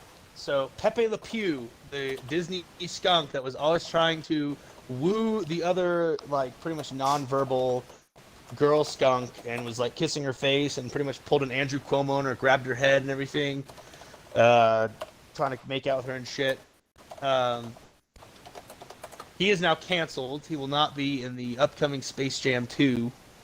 So I mean, like, Why? you know, Because it's too derogatory. Or what? I guess the thing is it what is it? It promotes rape culture. Oh. Yeah. So now we're getting. Listen, well, Russia and China is like, let's go to space, motherfuckers. We're over here like, we're gonna cancel cartoons and children's books. So It's embarrassing. it is. It's fucking embarrassing. So there's that. Talked about that. Okay. I want to hit a few more things before we dive into some of the news. So, if anybody's got anything else for culture, we're going to shift over to. I put news and politics because unfortunately nowadays politics is fucking news, and I don't love it. But it is what something it is. I've heard about for news, I guess you can say. Hit us, Big Daddy. I guess you can say, was Andrew Cuomo, whatever, the New York mayor? Yeah, that fucking piece Now of trash. everybody now wants him to resign. Oh, he fucking should. He should be imprisoned, if you ask me. He should be literally placed in a federal jail the rest of his life. Do we know if his stuff is all true? Did he admit it? I 1000% He admitted to the. can tell you. He admitted to the old people. For Yes, sure. he killed 15,000 people by putting young COVID-positive patients in the fucking nursing homes. Like that. Yeah, no I one remember is. that. No one. And then they tried to distract it with this Me Too shit, where like 6 women came out and said he like sexually harassed or assaulted them. Which, like, the guy's a crooked scumbag, so I'm not surprised at that whatsoever. But they tried to say he was like sweating bullets over the nursing home deaths, and then he probably was like relieved when he was just gonna get like made to resign over the fucking the harassment and assault allegations of these women. But then now there's 2 criminal investigations going into him. One over the Me Too allegations, and the second one over the nursing home fiascos. I mean, listen, he killed 15,000 people. He was responsible for the deaths of 15,000 people because he refused to use the USS Mercy and the whatever the fucking station was called, whatever the center was called, and he did it. And I'm just gonna come out and fucking say it. He did it because Trump was the one who set those 2 things up, and if he used them, it would make Trump look good. It was all about Trump. I don't even really love Trump, all right? I don't care. When he does good things, I said good job, and when he did bad things, like, what is your problem? Yeah. He did it. It was all politics. It had nothing to do with doing the right thing. It was all about, I don't want Orange Man or the Cheeto fascist dictator to fucking go into office again. I want this creepy old rapey Uncle Joe Biden to be fucking elected. And to make that happen, I'm going to kill a bunch of old people. What? Like, Yeah, I wouldn't want that guy to be my mayor. I would like to see, listen, this is going to sound a little radical, but I think we got to bring back guillotines. And that's all I'm going to say. So in other news, South Carolina, I think you brought it up, is bringing back the firing squad. Yes! So that Yes! is interesting as shit. So there's a bill going through right now to get rid of basically, essentially, if you're like guaranteed that you killed somebody and you need to die, they're just going to bring you out back and shoot you till you're dead. Good. And I mean, I guess it's like, I think it's like 5 guys lined up and just shooting you a few times. Yeah. So I mean, that's how it used to be. Oh, Wait, is this so? But it's governor, not mayor. Sorry, no, he's the governor. I said mayor. I meant governor. You're thinking of Bill De Blasio, I believe. He's the mayor of New York City. Well, are these firing squad executions going to be private, or are they going to be like you're going to see it happen? Because here's the problem. It'd be private. Nobody listen, in the. It used I'm to. sorry. You remember how bad I think you got to bring it back. The public freaking executions were throwing the switch on electric chairs. Those were horrible. Yeah. I mean, what? It's not a form of entertainment for us anymore. It should be a form of entertainment, but it shouldn't be this private thing. Like, I don't know. Maybe I'm in between because it sends a message that if you're a corrupt political fucking piece of garbage, that's what waits you. Like, if it was up to me, I'd be like, Cuomo for the firing squad, next in line. Like, step forward. You want to like blindfold him? You want a cigarette? Do you want something like? Do you have any last words? And then bam. And guess what? Everyone else is like, I hope I don't fuck up that badly because I don't want to get shot to death, or whatever form of execution they pick. But it sets a precedent that if you are in a position of leadership and authority and you abuse the shit out of it for the most corrupt, wrong reasons I could possibly think of, then you're scum. I don't care if you live or die. Like, you're a piece of garbage. Like, what's one life to 15,000? You got kids without their grandparents. You got people without their parents. You've got people that lost their family members because this guy chose politics over human life. I'm just sorry if that sounds extreme. I'm actually not sorry at all, but I'm just going to say it because I have to appeal to some sensibilities. But yeah, no, I think Cuomo's a piece of dirt, and he deserves nothing but the worst. Austin, Justin? I hope he resigns. Yeah, or at least maybe goes to jail I for hope he whatever goes to for all jail. these accusations, because there's a lot of accusations. And he of needs course, to go to prison. You know what I mean? Prison, jail, whatever. Yeah. But well, I mean, you said resign. That's why I was just saying, he needs to go to prison. whenever Donut told us about him not using the resources for whenever COVID first hit and everything for like the ship coming in, which was meant for them, and he never used them, which I never knew that until you said something. I thought he was still using it. I am here to validate all the crazy political conspiracies, guys. I was surprised about that. So if he didn't use those resources like he should have And save lives, then yeah, he deserves to go to jail and prison. Yep. Anything else on the Cuomo situation, Matt? No, I don't. I mean, the only 2 things I've heard is about the women allegations, which should be enough. Honestly, you get. It should be enough, yeah. It doesn't sound like he raped them, but he was definitely asking them to do very uncomfortable things. Yeah, he was. Which should be enough. Yeah. Okay, well, unless we have anything else to put into that, I'm going to move on to the next one. This one hits a little close to home for me because it is my fellow uniform-wearing people. The National Guard that is currently in D.C. has been extended for 2 more months amid rumors and conspiracies of a right-wing militia group attempting to retake the Capitol. So they're making them stay there. They're fucking miserable. They're living like shit. Before all the old bro vets come out, like, back, no one fucking cares. You're out of the military. Why do you still care? Fuck you. But not only are they living in squalor, they're in the capital of the United States. They're not Oconus. They are stateside, literally deployed to the capital, and they could not make better accommodations for these people. Like, that's fucking disgusting to me. They won't take down the fence, the barbed wire. They won't take down the barricades surrounding the Capitol building. That's just garbage. And not only that, they're now feeding them, like, food with metal shavings in it, undercooked chicken, all this nasty shit. Like, listen, we all understand how fucking disgusting chickens are as animals, right? They eat poop, they eat bugs, they eat crap off the fucking ground, and they don't care. Their body is meant to digest it, and they don't get sick. But if you don't cook chicken right, you get really fucking sick. And so they're feeding these people undercooked chicken. They're feeding them fucking metal shavings in their food. They're going to tear up their digestive system. Whoever's serving the food should be fired and tried for, like, you should press criminal charges. I'm just going to say it. You're literally feeding people poison. and you're trying to get them sick and hurt them. They're just absolute crappy living conditions. So that one kind of hit for me. I was like, how could they be treating these people like this? This is horrible. I don't agree with any of it. I think it's pretty bad. Whether or not you love the military and you agree with the military's mission and what they're doing, what they're going out and trying to accomplish, don't take it out on the individuals. If they haven't done anything wrong to you, why are you doing something wrong to them? Why are you treating them like dirt? I would just say, give them quality food. Like, Something. shoot, yeah. They're I'm gonna sure be there they'd for rather another be 2 eating months. MREs. Yeah, they would rather be eating MREs. Get them in someplace better. Put them in a hotel if you can. Put them in someplace that's nice. Give them good fucking living conditions, like hot showers, good food, adequate hygiene. You know, more than one fucking bathroom for like how many hundreds of thousands of fucking soldiers that are in there. You know, and more than a parking garage.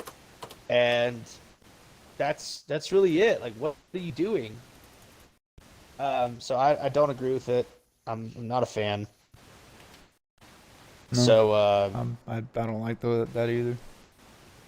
so that's what's going on in DC. I have something else for I guess if you want No, to go ahead. news Go and ahead. politics, but of course y'all heard about the stimulus checks beginning to roll out Yep. this Saturday.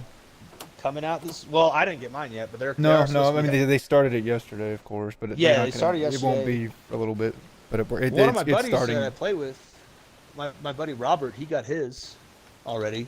That's good. Which I Yeah, was it's gonna surprised come out. I think for me maybe sometime this week. Yeah, it's supposed to hit Um, no later than the 17th.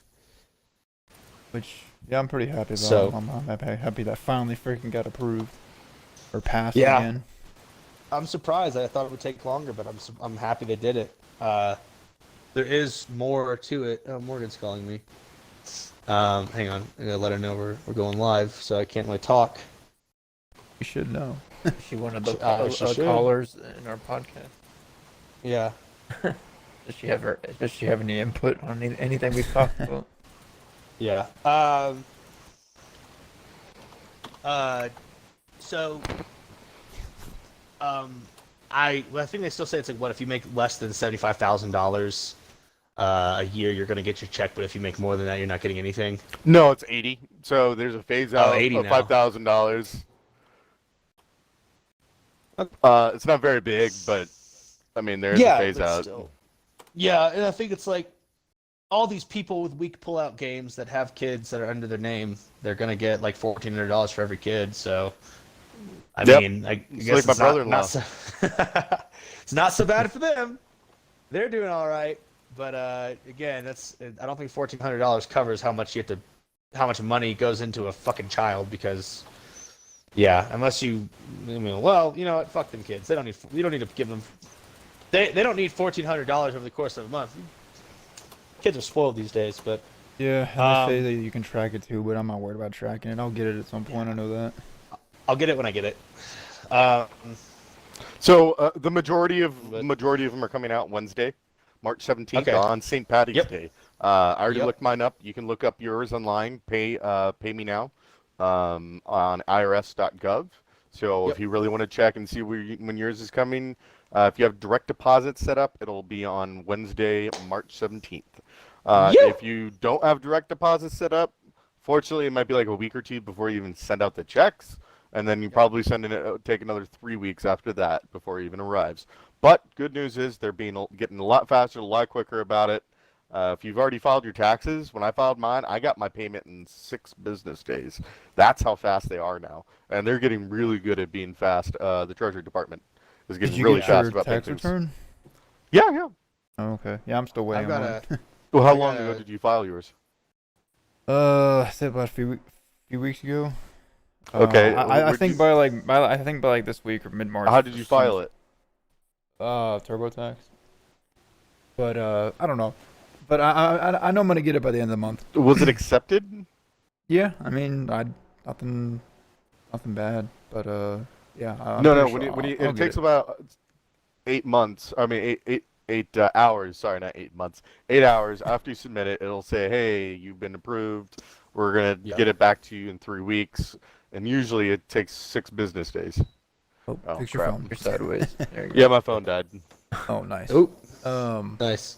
No, I'm not worried about it really. I know I'll get it soon. Well, Okay. between that and the tax returns, I mean, I still got to do my taxes, but because I'm dealing with my stuff with me and my still technically wife, we have to file jointly legally because we're together. Also, more money, so there's that, and we'll figure out. That's something I got to figure out, but we'll deal with that here probably this week, if not early into the next. And Someone should help you. well, we've already talked about that because that's like, listen, when it's about the money, she'll perk up, but when it's about anything else, she's like, nope, don't care. It's like, all right, fuck off. So that's just between that. I mean, we're looking at I'm looking at a decent amount of money that'll help, especially with me getting out of the military. But I think a lot of people are just happy to finally see their stimulus checks come in finally. Yeah. Because we've been talking about this since the last stimulus check, that embarrassing $600 that was jack shit. And that still pisses me off. That old turtle man didn't fucking do more. Like, hold on there. Democrats. So they're still thinking about doing another one, but not like that. More like it's going to be just a stimulus, not for COVID, just a stimulus. More often, kind of like what's his name's universal Andrew income. Yang's UBI. Yes, and it's so weird and ironic on how much he's pushing that. And honestly, he should have been the president because he's a decent age. I like him. Yeah, no, I mean, he's the first person that's pitched the UBI idea that I didn't think was just a lazy fucking bum. Although there are some things we could tweak about that. Well, I mean, we're not going to like, agree who with gets all it? of the things that he Right, has yeah, to of course say, not. but I mean, he's like, you know what? We'll flat out tax. We'll get rid of all these loopholes and taxes, and then Yeah. you just give everybody freaking $12,000 a year, essentially, and you get it no matter what. And I think that'd be awesome. I mean, it's like, well, people are going to get lazy. It's like, yeah, you're not going to have to pay unemployment. You're not going to have to pay these things anymore. Everybody's true. just going to get $12,000, and then, you know, if they're really that bad, you know, you put them away in jail. You can add the restrictions from there. Like, you can't get paid if you commit a crime. Right. I mean, it's like, hey, you Whoa, can't get wait, hold on, hold on, $12,000 the rest of your life if you get a federal crime, dude. That would be like the best thing ever. Like, that'd be the biggest deterrent. It's like, shit. Are you saying that, like, while they're in jail they will not receive that money? Are you saying even when they get out of jail they will not receive that money? If you get if you become a convict. So while not a you're in misdemeanor. No. If you have a misdemeanor, that's okay. Yeah, So- but I'm talking as about soon as you- felon. If you're a felon, even you can't. after they've served their debt Correct. to society. But I don't know about that one. No, I have no, different no, ideas no. lately. But... Your grandfather didn't. You can't if you already have a felony, and you're out of jail. It starts from now on. Well, even then, like if someone commits a felony and they do their time, let's say you do 10 years, and you've served your debt to society, you haven't gotten in trouble again. Like that's where I would differ. With Okay, you. fine. You There's served a your debt. penalty. There's a penalty Right, when you get maybe a back out. penalty. Like it starts 5 years of being clean. So it starts up after 5 years. I can So- kind of get that. I can kind of understand that. But I mean, listen. That's a separate conversation. But I believe like you can't just if you get your rights back, right? If you have the right to vote. Now I'm not saying they should, but I'm not saying they do. But I'm saying like in some capacity they should, right? Like if you've served your debt, then what's the extra punishment for? Like why do you lose more of your rights? We get it. You fucked up. You made a mistake, you intentionally committed a crime, whatever. Now, if you've reformed yourself in prison and you're on the straight and narrow, you're not going to do it again, right? Like that's the idea. You've been there, done that. It freaking sucked. You're not going to want to go back to prison again. But if you've served your debt to society, why should you continue to, why should you continue to, be punished once your punishment has been fulfilled? You know what I mean? Now, and again, like there's like, well, it's a preventative or some other argument. That's this and that. But that's just my view on it. Once you So, serve your debt, you should get your rights back. what do you think about Singapore In what capacity? and their rules? What are their rules? Like, if you spit on the fucking ground, you go to jail for a year. Well, that's stupid. Oh, that's Why? stupid. Because Nobody that's does it. Who harms? Listen, Nobody have a spits on crime. the ground. Hold on. Let me. For there to be a crime, there has to be a victim. Who's the victim?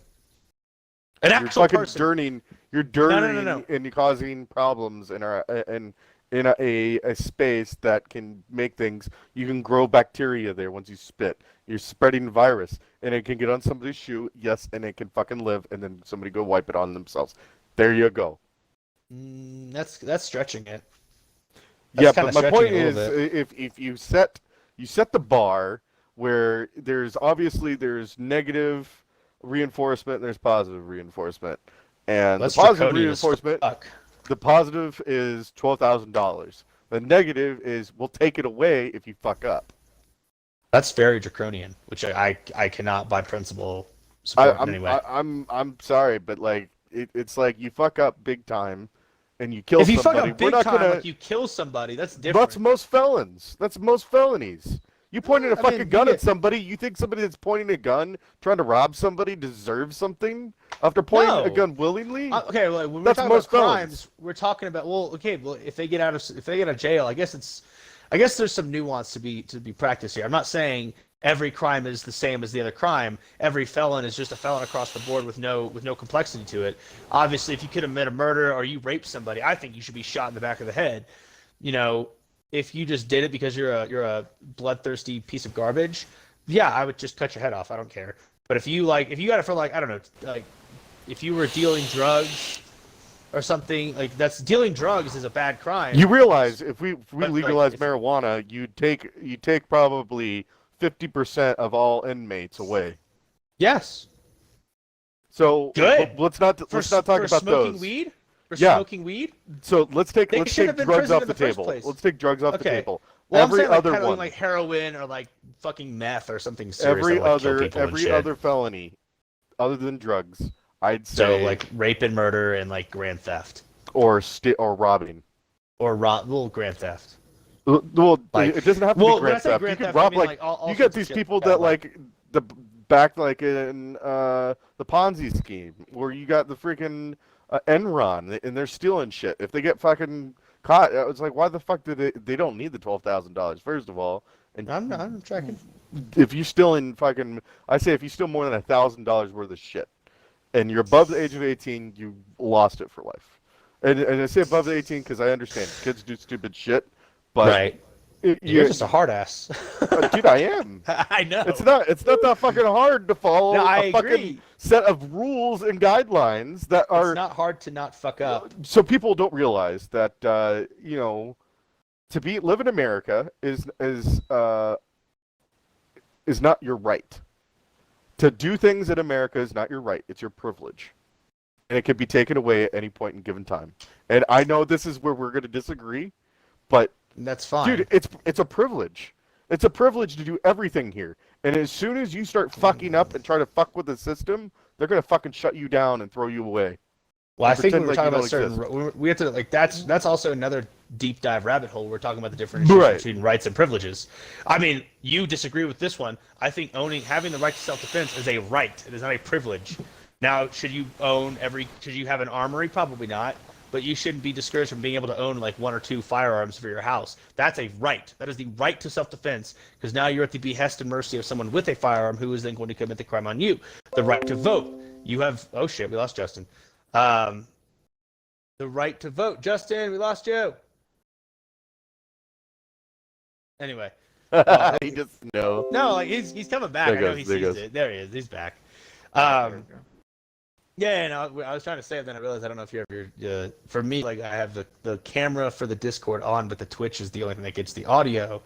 Well, the Discord should catch the audio, but I turned the volume down so I don't hear echoes and devil speak and all that, whatever you want to call it. Devil speak. Devil speak, not devil speak. It sounded like you Jesus. said devil. No, devil speak is speaking Latin backwards in a deep voice. Da.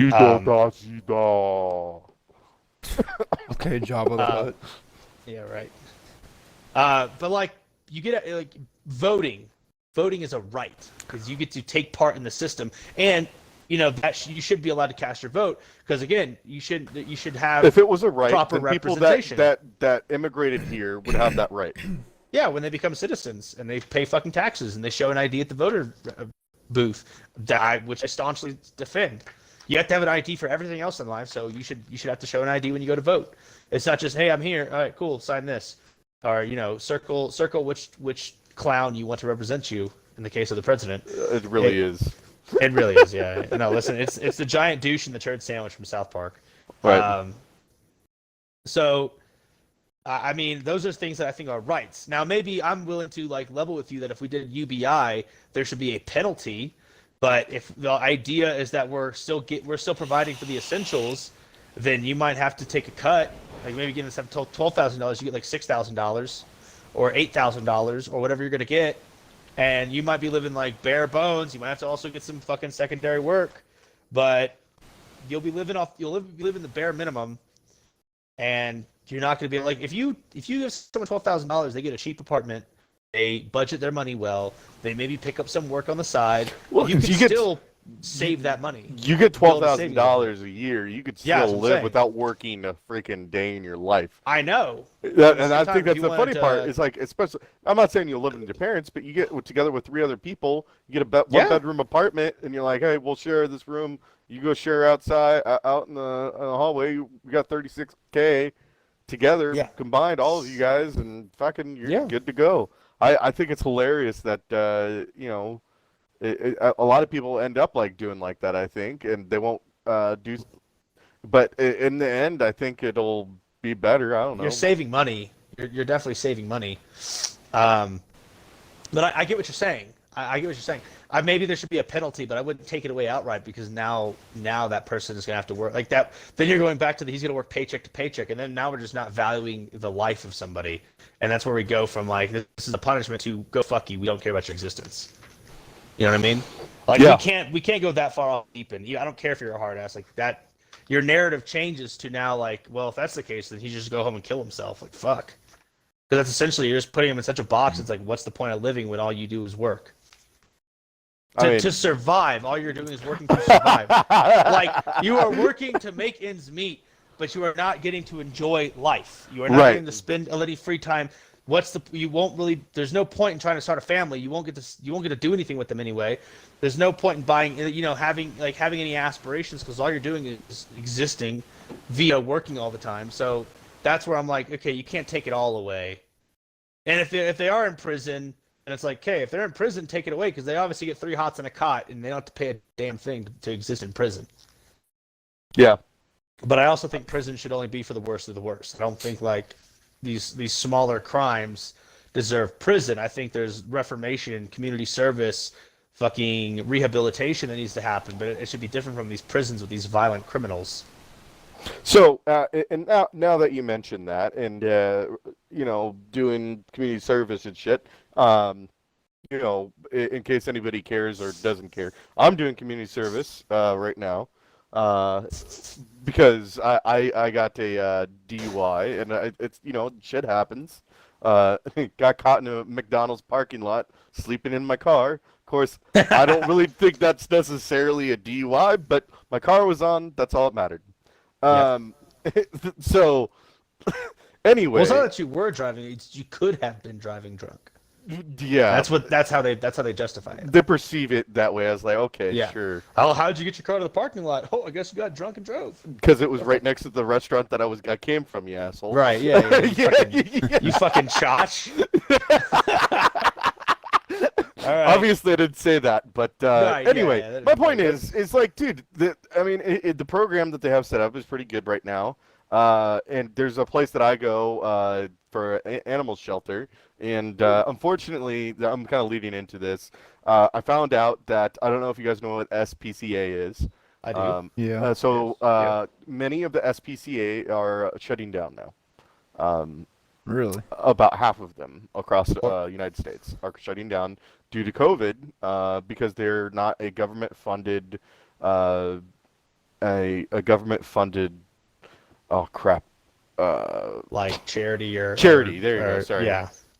And since they're not government funded, they haven't been getting money. People keep on giving them dog food, but unfortunately, that's just not doing enough. They actually need cash and money to operate these places, and a lot of places like that. And unfortunately, I think community service has come to this, and this is what it is. So the judge, because there's not enough community service going on, the judge said that you can buy a bunch of canned foods to replace all your community service right now, which makes it pretty cool and easy.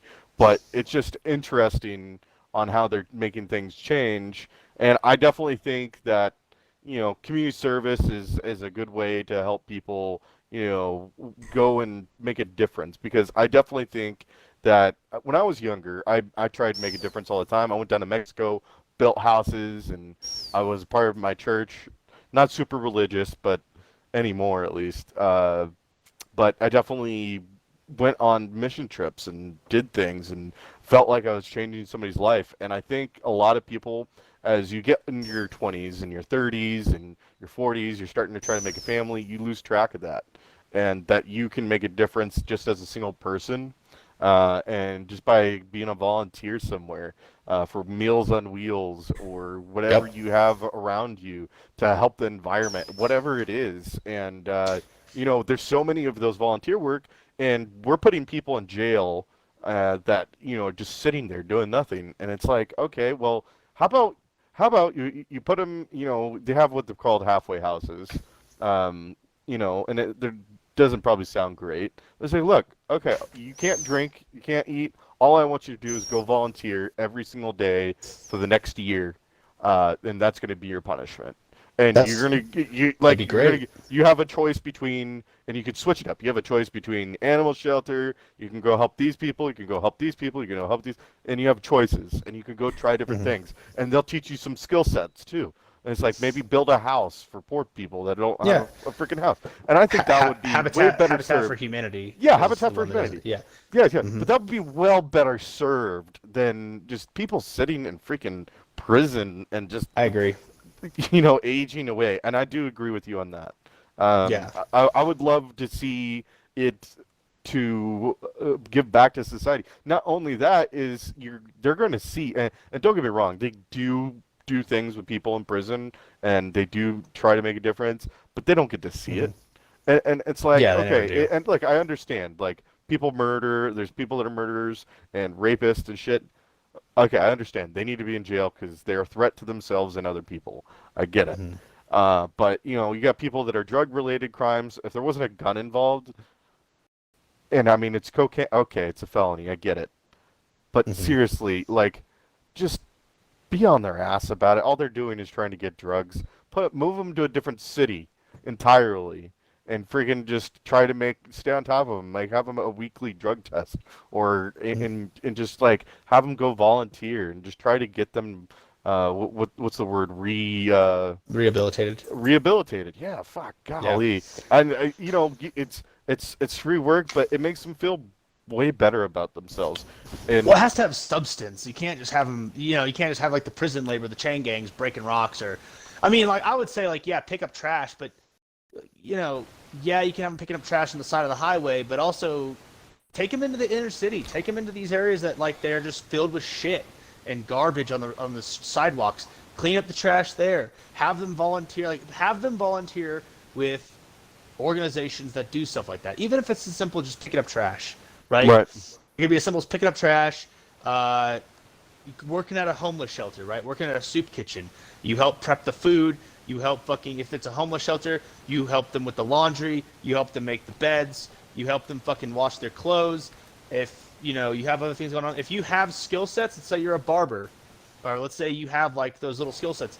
Go to a homeless shelter, get these people a fresh haircut, help them trim their beard, help them change their lives, yeah. Help them look presentable so that when they go to this job interview, they get the job because they don't look and smell like garbage, and they fucking get a job. And now they can start planting the seeds to build up a life, and that's the impact. This guy who was homeless 6 months ago, I gave him a haircut and a trim on his facial hair. I gave him some fucking body wash and some shampoo and some deodorant. And I gave him, we went to a thrift store, and we donated a bunch of clothes to this homeless shelter. And this guy, 6 months later, he could have a job, and he's looking at, putting a down payment on an apartment, moving out of the homeless shelter. Maybe he's got a rental car that he can use, that he's able to go to and from work, or maybe he's able to put a down payment on a very cheap used car that works just enough to get him to work and back. And then you just start making these little itty bitty these itty bitty building blocks, and you're building up your life. And that's the kind of shit we can have them doing, rather than go break rocks, motherfucker, or go fill sandbags, motherfucker. I know I'm using motherfucker a lot, but like it's the same concept. What's the meaningless labor besides you're just humiliating these people? You're not gonna rehabilitate them. They're gonna want to fucking cut your throat out when they're done. They're gonna be like, this guy just made me feel like a bitch for however long my prison sentence was. And why am I gonna want to be positive now? I'm just filled with rage. I want to like cut this guy's head off. I want to be violent. I want to be angry. Instead, give them something of substance. Help them build up their life while building up other people's lives. You know, Right. Build a house. Go build affordable housing.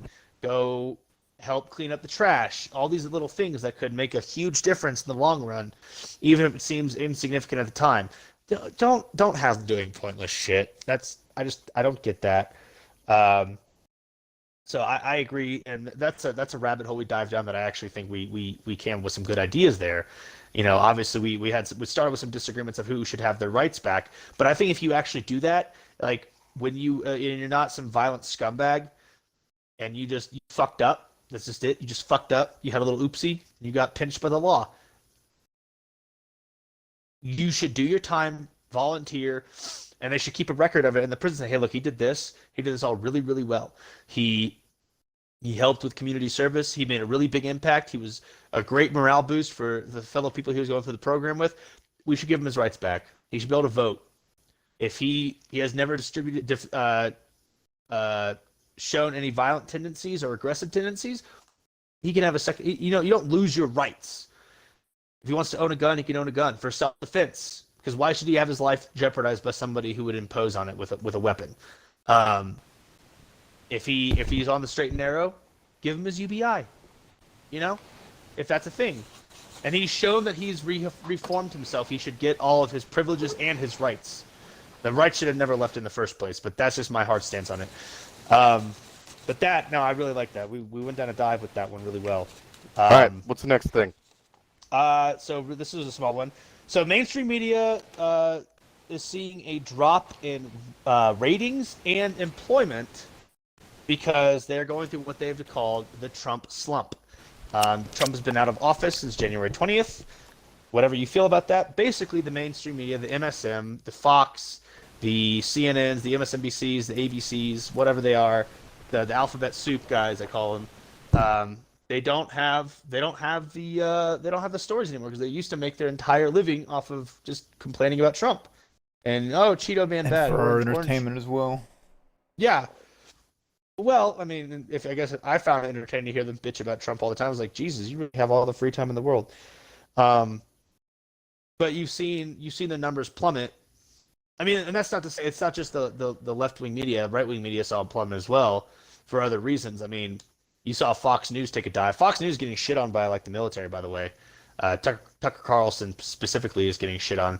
I forget what he said or what exactly, but he's catching the flack of the military. At least the military leadership, like the Pentagon's talking shit on him. So there's that. So it's not. I don't call it the Trump slump, but I call it as the negative impact, and it is negative impact. The negative impact from passing the stimulus package.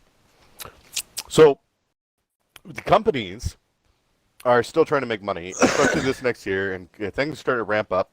So they're going to try to make this year look way better than last year. So what they're doing is essentially they're letting a bunch of people go, and a lot of people are IT people and and people that are entertainment for Trump, obviously. So you cut expenses and what's the biggest expense of any company? It's labor. So you cut the labor, and you start looking like your revenue's skyrocketing, because it helps. So when the fact that this stimulus package is passed, it allows people to file for unemployment, get unemployment pay, and get extra $300 from the government, and they are at least survivable. And the companies feel okay about doing it because they know that they'll survive at least until September. So Yeah. They'll pick up a lot of these jobs. Won't pick up back up until probably September or October again. Yeah. And they're just cutting it right Well, now. it still doesn't show their ratings are plummeting though, because the ratings is like people watching them, you know, and their ratings are going way down. Their viewership's going way down because I think what it was with particularly the news organizations, the MSM, They made so much sensationalist crap, for lack of a better term, with just bitching and complaining about Trump. It's like, got it, you don't like the guy. You don't have to. No one said you did. But your stories were always Trump bad, Cheeto fascist dictator evil, blah, blah, blah. I hope Melania leaves him, all this other garbage. That was literally most of their headlines. He did this wrong, we don't like him, he's mean, he tweeted this. Oh my God. He hurt my feelings, type of thing. And he did that, and they just jumped on it because they were able to get a lot of these people that were driven by their despise of this man, their disdain for Donald Trump, and they would tune in and they'd be like, yes, I love it, I'm in my echo chamber, I'm hearing the things I already think, yay me, and yay my validated anger and my recreational outrage. Listen, that's what the fuck it is, okay? I'm not going to sugarcoat it. But that's, I think, what it was. And then they stopped talking about it. He went out of office. So, and they still talk about him. That's crazy. He's been out of office for almost 2 months now. And they still talk about him. They talk about Trumpism, which I've not seen I want a definitive, textbook answer of what the fuck Trumpism is, because I haven't heard anything about it. What the fuck is Trumpism? Oh, it's supporting Donald Trump. No. What is Trumpism? And don't talk about it until you have a definition. Until then, find something else to complain about. Maybe report the effing news, you know what I'm saying? Do your job. I don't know, is that hard? I enjoy doing this, and this is the lowest level of journalism. We find out we fact check ourselves, and we do a little bit of research. We're not on the ground. We don't have cameras and notepads, and we're not taking pictures and video and writing down details. We are just fact checking it, and it's that simple, right? We go find a website. We do a little bit of research on the side. Pull up your phone. Go on the internet. Hey, Google this or Duckduckgo this or whatever this. Figure it out. It's not hard. Mm-hmm. It's just people want sensationalism. People want clicks. It's clickbait. They don't want to talk about anything legit because it doesn't work on the narrative that man bad. So that's what I think it is. You also have a point that they might be firing people because of the stimulus crap, but it does seem that we have. Well, it's an economic strategy, man. Make your company look like it's making more profit than it really is. Yeah. And a lot of these companies are going to hurt themselves because their production value is going to start going down. Either that or they don't have a product that's able to self-sustain without all the employees that are hired. Yeah. Well, so let me hit. Sorry, go ahead, and we're gonna hit the big story for the day. Go ahead and we're heading 2 hours right now. Yeah, we need to fucking hurry up. Yeah. So the biggest story of the day is on Monday, the Derek Chauvin trial. The cop who is being held responsible, and I say this because I don't speak in absolutes. The cop who is blamed for the death of George Floyd, the trial for his case started Monday. They started selecting jurors, and that all started going. They delayed it Monday evening because the judge wanted to add a third-degree murder charge. So he's being tried for second-degree murder, third-degree murder, and manslaughter. So before I get into that, you have to understand,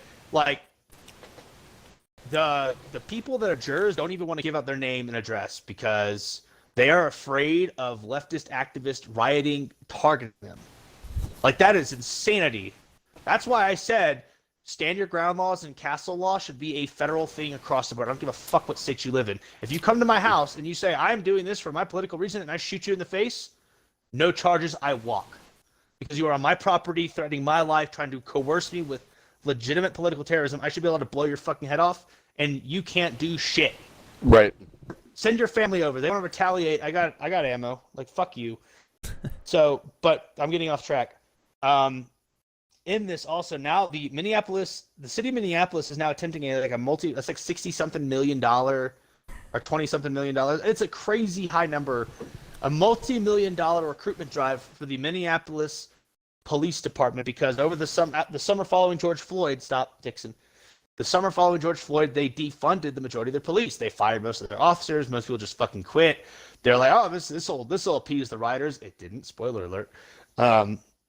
And now they're like, we got to get all these cops back. And they're going to be brand new cops. And it's going to be green as grass dudes. And I think the problem is also they say you shouldn't use certain chokeholds, or this is a way. That knee on the neck thing that Derek Chauvin did to George Floyd, that's part of the Minneapolis Police Department's training. That's the fucking problem, is that you say, hey, put your knee on his fucking neck and just hang out there. No, motherfucker. Put him in do some goddamn Brazilian jiu-jitsu, choke him the fuck out. He goes to sleep, he goes limp, you put him down, you handcuff his wrist, you handcuff his ankles, turn him over, sit him up. He wakes up after 10, 15 seconds of being asleep. Where the fuck am I? You're restrained, motherfucker. Done. No harm, no brain damage, no crime, no foul. That's it. I hate the fact that people think chokeholds are like this dangerous thing. I've been choked out. I've choked people out. During jiu-jitsu, I'm just going to say that, in a training, safe, Your penis isn't environment. people, by the way, just to let you know. Fair. I had to get it Fair. in. Fair. No, you're good. I was saying it's about time for another sex joke from Matt. But that is the biggest thing. And I got a lot on this, actually. So they're doing this. There's now another autonomous zone, because we weren't done with autonomous zones yet. The George Floyd autonomous zone has apparently existed going on like 10 months now, the better part of a year. But no one really said anything about it because no one cared. Minneapolis, no one really gives a fuck about Minneapolis until they make the headlines. But it's the same thing as the Chaz Chop from Seattle last year. No cops, no report. They threaten journalists. They threaten reporters. Cops aren't allowed in. The city of Minneapolis gave $500,000 to this fucking autonomous zone to try to appease them, to placate the rioters and the Antifa goons and the BLM rioters that are kind of just using violence to coerce people. That, for the record, that is not to be conflicted or conflated with the people that support BLM as a sentiment but don't actually invoke violence, because that's not how you're supposed to do it. I will say it again, nonviolent civil disobedience is the fucking way to go if you want to make your message and your purpose heard by people. But city has given them $500,000. One girl's already been shot. It's pretty much the Wild West out there. Someone's already been shot and killed in this autonomous zone. I don't even know if EMS and fire EMS people were allowed in. They probably were like, oh, nope, they're white, turn them away. Like, what the fuck? No, they're here to render aid, you dumb motherfucker. Like, get the fuck out of the way. Let them save her life. You shot her. I don't know why. Maybe someone should shoot you, but I digress. Mm-hmm. And then, hold on, I wrote a lot. In this whole case, they haven't even gone to trial yet. The city of Minneapolis is attempting to settle with the family of George Floyd for a historic $27 million. That, like, they're going to give this family $27 million. It has not been said if that is them admitting wrongdoing, if that is them admitting guilt or fault. This is saying that we're going to give you $27 million. I guess, again, to try and placate the hyper political activists, the tribalist activists. And what I really want to know is, what will that mean for the trial? I'm not a fan of his, but what will that mean for Derek Chauvin? What will that mean for the justice system going forward? Are we bending over backwards for political purposes, or are we really going to let justice, the actual system, do its job? Again, Right. I'm not a fan of the system. The system's fucked up. There are so many things wrong with the system. But are we going to just say, hey, we're just going to now placate to fear? You know what I mean? Like, I could go throw Molotovs and pipe bombs and be essentially a domestic terrorist, and I'll get my way because no one wants to fucking stand up to me. Right. You know what I mean? Like, that's dangerous. It's a dangerous precedent. So that's sort of where we're at with it, and it's kind of crazy. Like, where do we go from here? What does this mean moving forward for the justice system? What does this mean for the police department? What is this precedent set for rioters and activists who realize they can literally use terrorism to fund their cause, and they'll get away with it and they'll succeed? You know? Time will tell.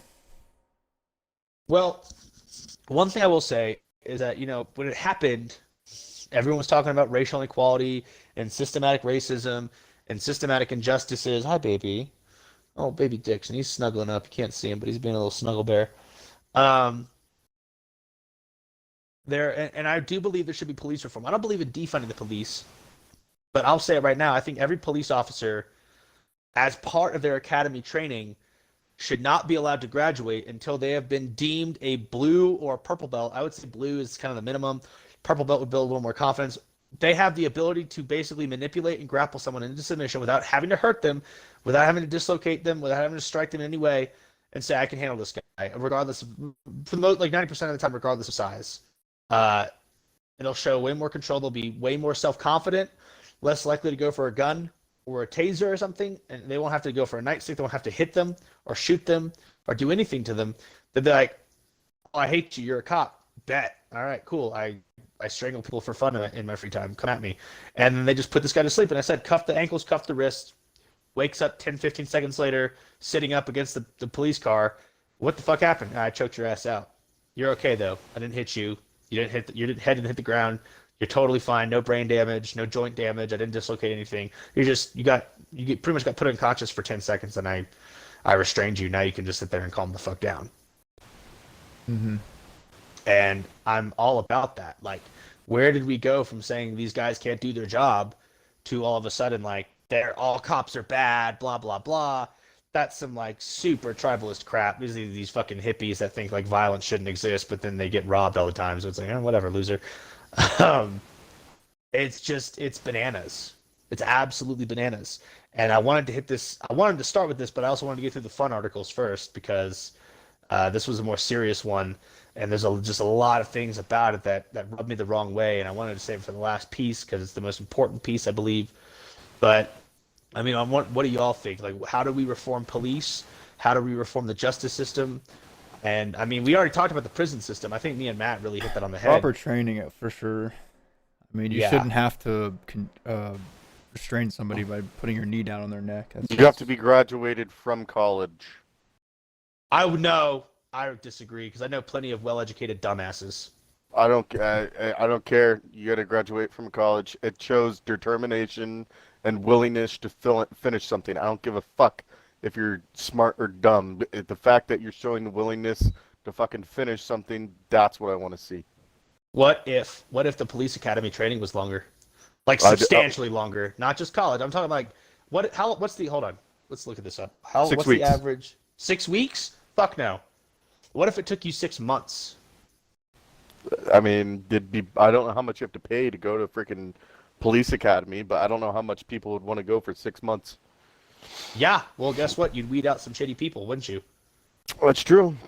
You'd weed out the people who don't really want to be a cop for the right reasons. I know they still do their own little training too. They still I'm talking about to be a cop anywhere. Like if you had a nationalized training curriculum and training standard. So the other one was to not allow the cops to have a handgun unless it's a tactical team.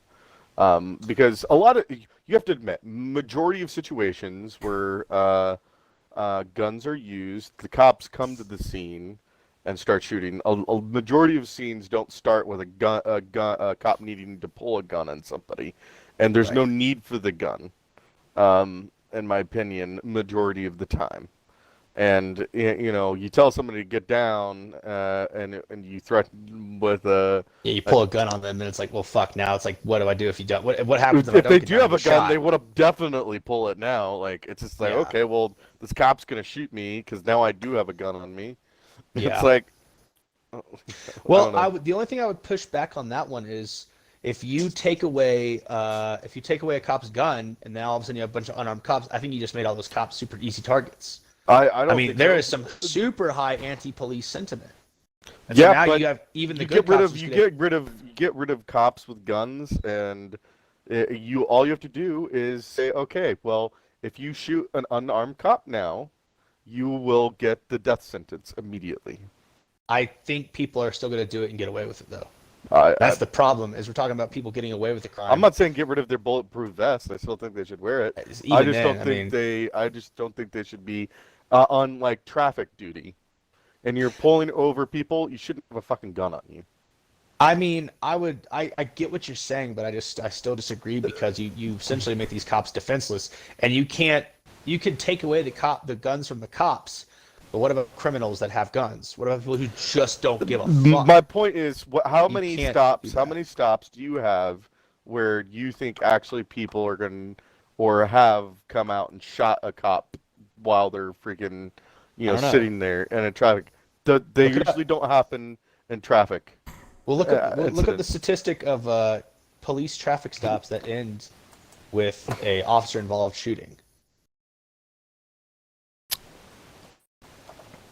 Because like my whole thing is this is like you pull someone over, and let's say you just pull them over, you haven't run the plates yet. You're saying, hey man, you're going a little fast back there, but this guy up there, he's sweating, he's freaking out. He might have like maybe he's got something stupid, like he's maybe got some weed in the car, and he's driving through Texas where it's still super fucking illegal, and he or maybe he's got a speeding ticket out and he doesn't want to get pulled over. He's not about to have his whole life thrown away just because he was going like 10 miles over the speed limit because he was hurrying home. And now he's gonna deal with this, or like there's always the variable situations. And now he's just like, fuck this. This cop's going in the dirt, and there ain't shit he's gonna be able to do to stop me because I got the gun and he got shit. I strongly support and believe we need to reform the police. We also need to weed out the scumbags in the police. We get rid of like half the police chiefs in every department, and we need to get rid of all these fucking police commissioners who still support doing quotas. I think quotas should be illegal. If you're a department that does quotas, your whole department should be doxxed. Not doxxed. Unless that is the right word. You lose your funding until you get rid of quotas. If you want to get quotas, cool. You can fund your department through quotas, and then eventually you're gonna have the city you exist in, the city council. Enough people are gonna be like, get rid of the fucking police. Well, police All right. are our own. Like, These are 2019 numbers. All close right. enough. 45 were male and 3 were female. That was involving officer-involved 15 shootings. died as a result of investigate or a law enforcement activities. Only 6 while conducting traffic violation stops in the entire nation. 6. I think you could fucking take 6 a total gun. or 6%? 6 total. Oh wow. I think you could take away their fucking gun. 4 were performing investigative duties. Activities. If you're investigating something, I can understand. You should have a gun on you, but you shouldn't be pulling it on anybody. 2 were drug-related matters. Okay. 2 were interacting with wanted persons. Okay, if you're going after a wanted person, I can understand if you have a gun. 1 was investigating suspicious person or circumstance. That was the 15 that died. Now there were 9 that were involved in tactical situations. I mean, tactical, you think SWAT It's like team, right? SWAT, yeah. Barricaded, hostage situation, attempting to serve warrant, arrest during warrant, and reported in category titled other tactical situation. 5 were involved in unprovoked attacks, so people that just tried to kill them. So 5.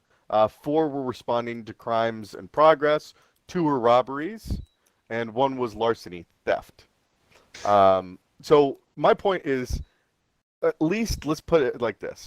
How about we put the gun in their vehicle, and they should not take it out unless it's like a dire need. It should not be on the person. I was going to say that. I was actually thinking that while you were talking. I was like, what if you just had the weapon in the vehicle? Right, and it should not. And as soon as they do that, as soon as they put the gun on themselves, there should be a full investigation onto why they thought they needed. I would the believe weapon on that them. too. And also, if you're involved in a shooting, if you fire your weapon is now placed as evidence. You don't get it back. They go through, they do the whole forensics test. How many shots were fired? You go to the scene of crime. You do like the trajectory tests. How fast did you shoot the rounds? Where did you shoot them? What did you hit? What didn't you hit? Like everything that would go into a CSI investigation or a CSI unit that they would do, because that's being redundant. CSI investigation. I would believe that.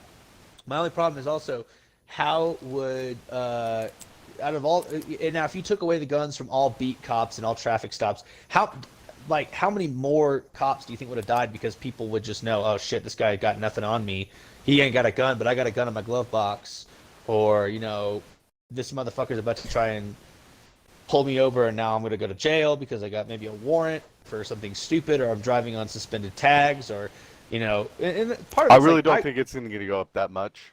I still think it's going to go up, though.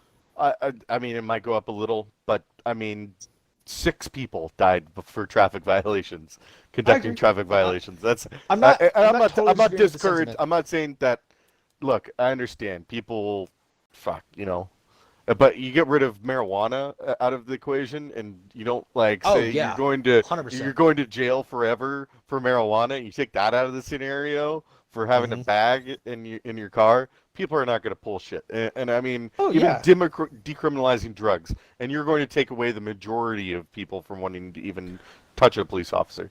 And Well, imagine let's say we have looking at federally somebody and all you legalized see is weed. a taser. You're like, well, shit, I don't want to piss and shit myself right now.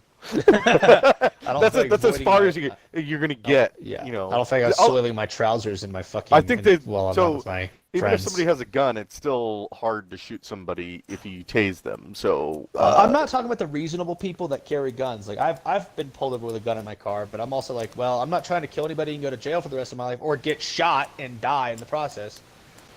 It's because I was going 10 miles over the speed limit or something because I'm trying to haul ass to work. I'm not worried about that. What I'm worried about is the people that just don't give a fuck, that might feel like their life is going to be absolutely ruined. Now, let's say we have federally legalized weed. Like, everyone can smoke weed. No one's going to get in trouble for weed. Even possession of... You could have pounds in your trunk. I don't care. And I would look at the officer dead in the face. That's all for me. I'm smoking every pound of that weed to the face. And the only thing I'm going to be a threat to is my refrigerator. So let's just say we take weed off the table entirely, and you're allowed to smoke weed, possess weed, do whatever you want with weed, have sex with it. Who cares? You're still going to have people that are crazy out there. Substantially less. Now, I was always like, what if you had, if you ever play like sci-fi games where like maybe you have like weapons that they don't shoot like a ballistic round that hits you and goes through you and goes at the other end or shatters inside of you. But what if you had something that like the minute it makes contact, it just tasers the shit out of them? Not a lethal amount either. Just shocks them and like leaves them incapacitated for like a few seconds, and then you can come. So if some guy's getting uppity with you, just bam, and you shoot him with an electric bullet type of thing. So obviously this is very sci-fi. We're getting into some futuristic shit. Right. So there's a movie called there's a movie called Divergent. I don't know if you've ever heard of it I've or heard of it. the series. So there's a neurotoxin that they used for real guns, Yeah. and it's basically like a dart gun that simulates a gunshot. So it just hurts like a bitch, and it kind of shocks them, but you don't actually do any of the actual physical damage. Correct. You just you give them a little bit of PTSD maybe, but you don't you don't do anything else. Yeah, you don't actually physically harm them. Right. That could be one thing, but again, we're now dipping into sci-fi. Right. In Anyway, we conclusion- got to wrap this up, man. We're almost at 2.5 hours. We're We gotta almost get going. I would say we're almost at an hour. We're almost at 2.5 hours. Oh my god. Yeah, we really went through this Pretty one today. crazy. Well, I think it was a good episode. Anyway, that was just the biggest one I wanted to touch on it before we got off, so I wanted to leave us like 30 minutes to talk about it, and we obviously went over that. All right, well, listen, it was a pleasure as always, gentlemen. I want to remind everybody to go and watch the re-release of the Justice League, the Director's Edition, Director's Cut. It's 222 minutes long. Jesus fuck. It's almost 4 hours long, guys. 200. Why? Or maybe it's 242 minutes, but it's almost 4 hours long. So, recommend you go see that. I'm definitely going to go watch it. I hope that a character shows up in it that I've been waiting on. But anyway, guys. It might be a big disappointment. We'll see. Yeah, Well, we'll see. Real quick, before you take off, before we all leave, don't forget to go find Lord of the Reams on YouTube. Give them a like, a comment, subscribe to the channel. Since my name has already been put out there by people, thanks, Radio Kid. Find Neil Rickoff on YouTube.com. Like, comment, subscribe. I've been making about 2-3 videos a week, just trying to put some extra content out there. And If you follow like it, you my like it. YouTube channel as well, just in time, for TV. And Radio Kid, do you have a YouTube channel? I mean, I got my regular name, but I don't have a YouTube channel, no. Oh. I will be Okay. posting this video on YouTube as well, and with Yep. Twitch links as well. So Yep, If you cannot find it, or if you know people that maybe want to watch this, tell them go find Lord of the Reams on YouTube.com.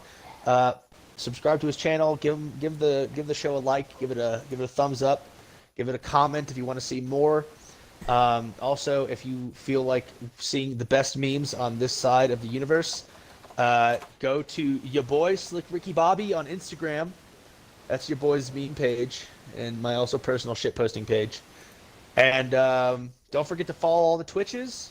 We've got them all here. It's in the community page. If you're not a member, it'd be a lot cooler if you were. On Discord. And follow on the Discord. Follow it. Follow our Discord community page. Yep, The follow Discord community Thunderdome. page. Yep. Yep. And with that was another episode of Thunderdome Podcast. Hey, we're in the double digits now, guys. Yeah. Oh yeah. This is Number episode 10. 10. We're in the Number double digits 10. now, folks. All right. With Right. that, it was another great episode of the Thunderdome Podcast. Austin, take us home.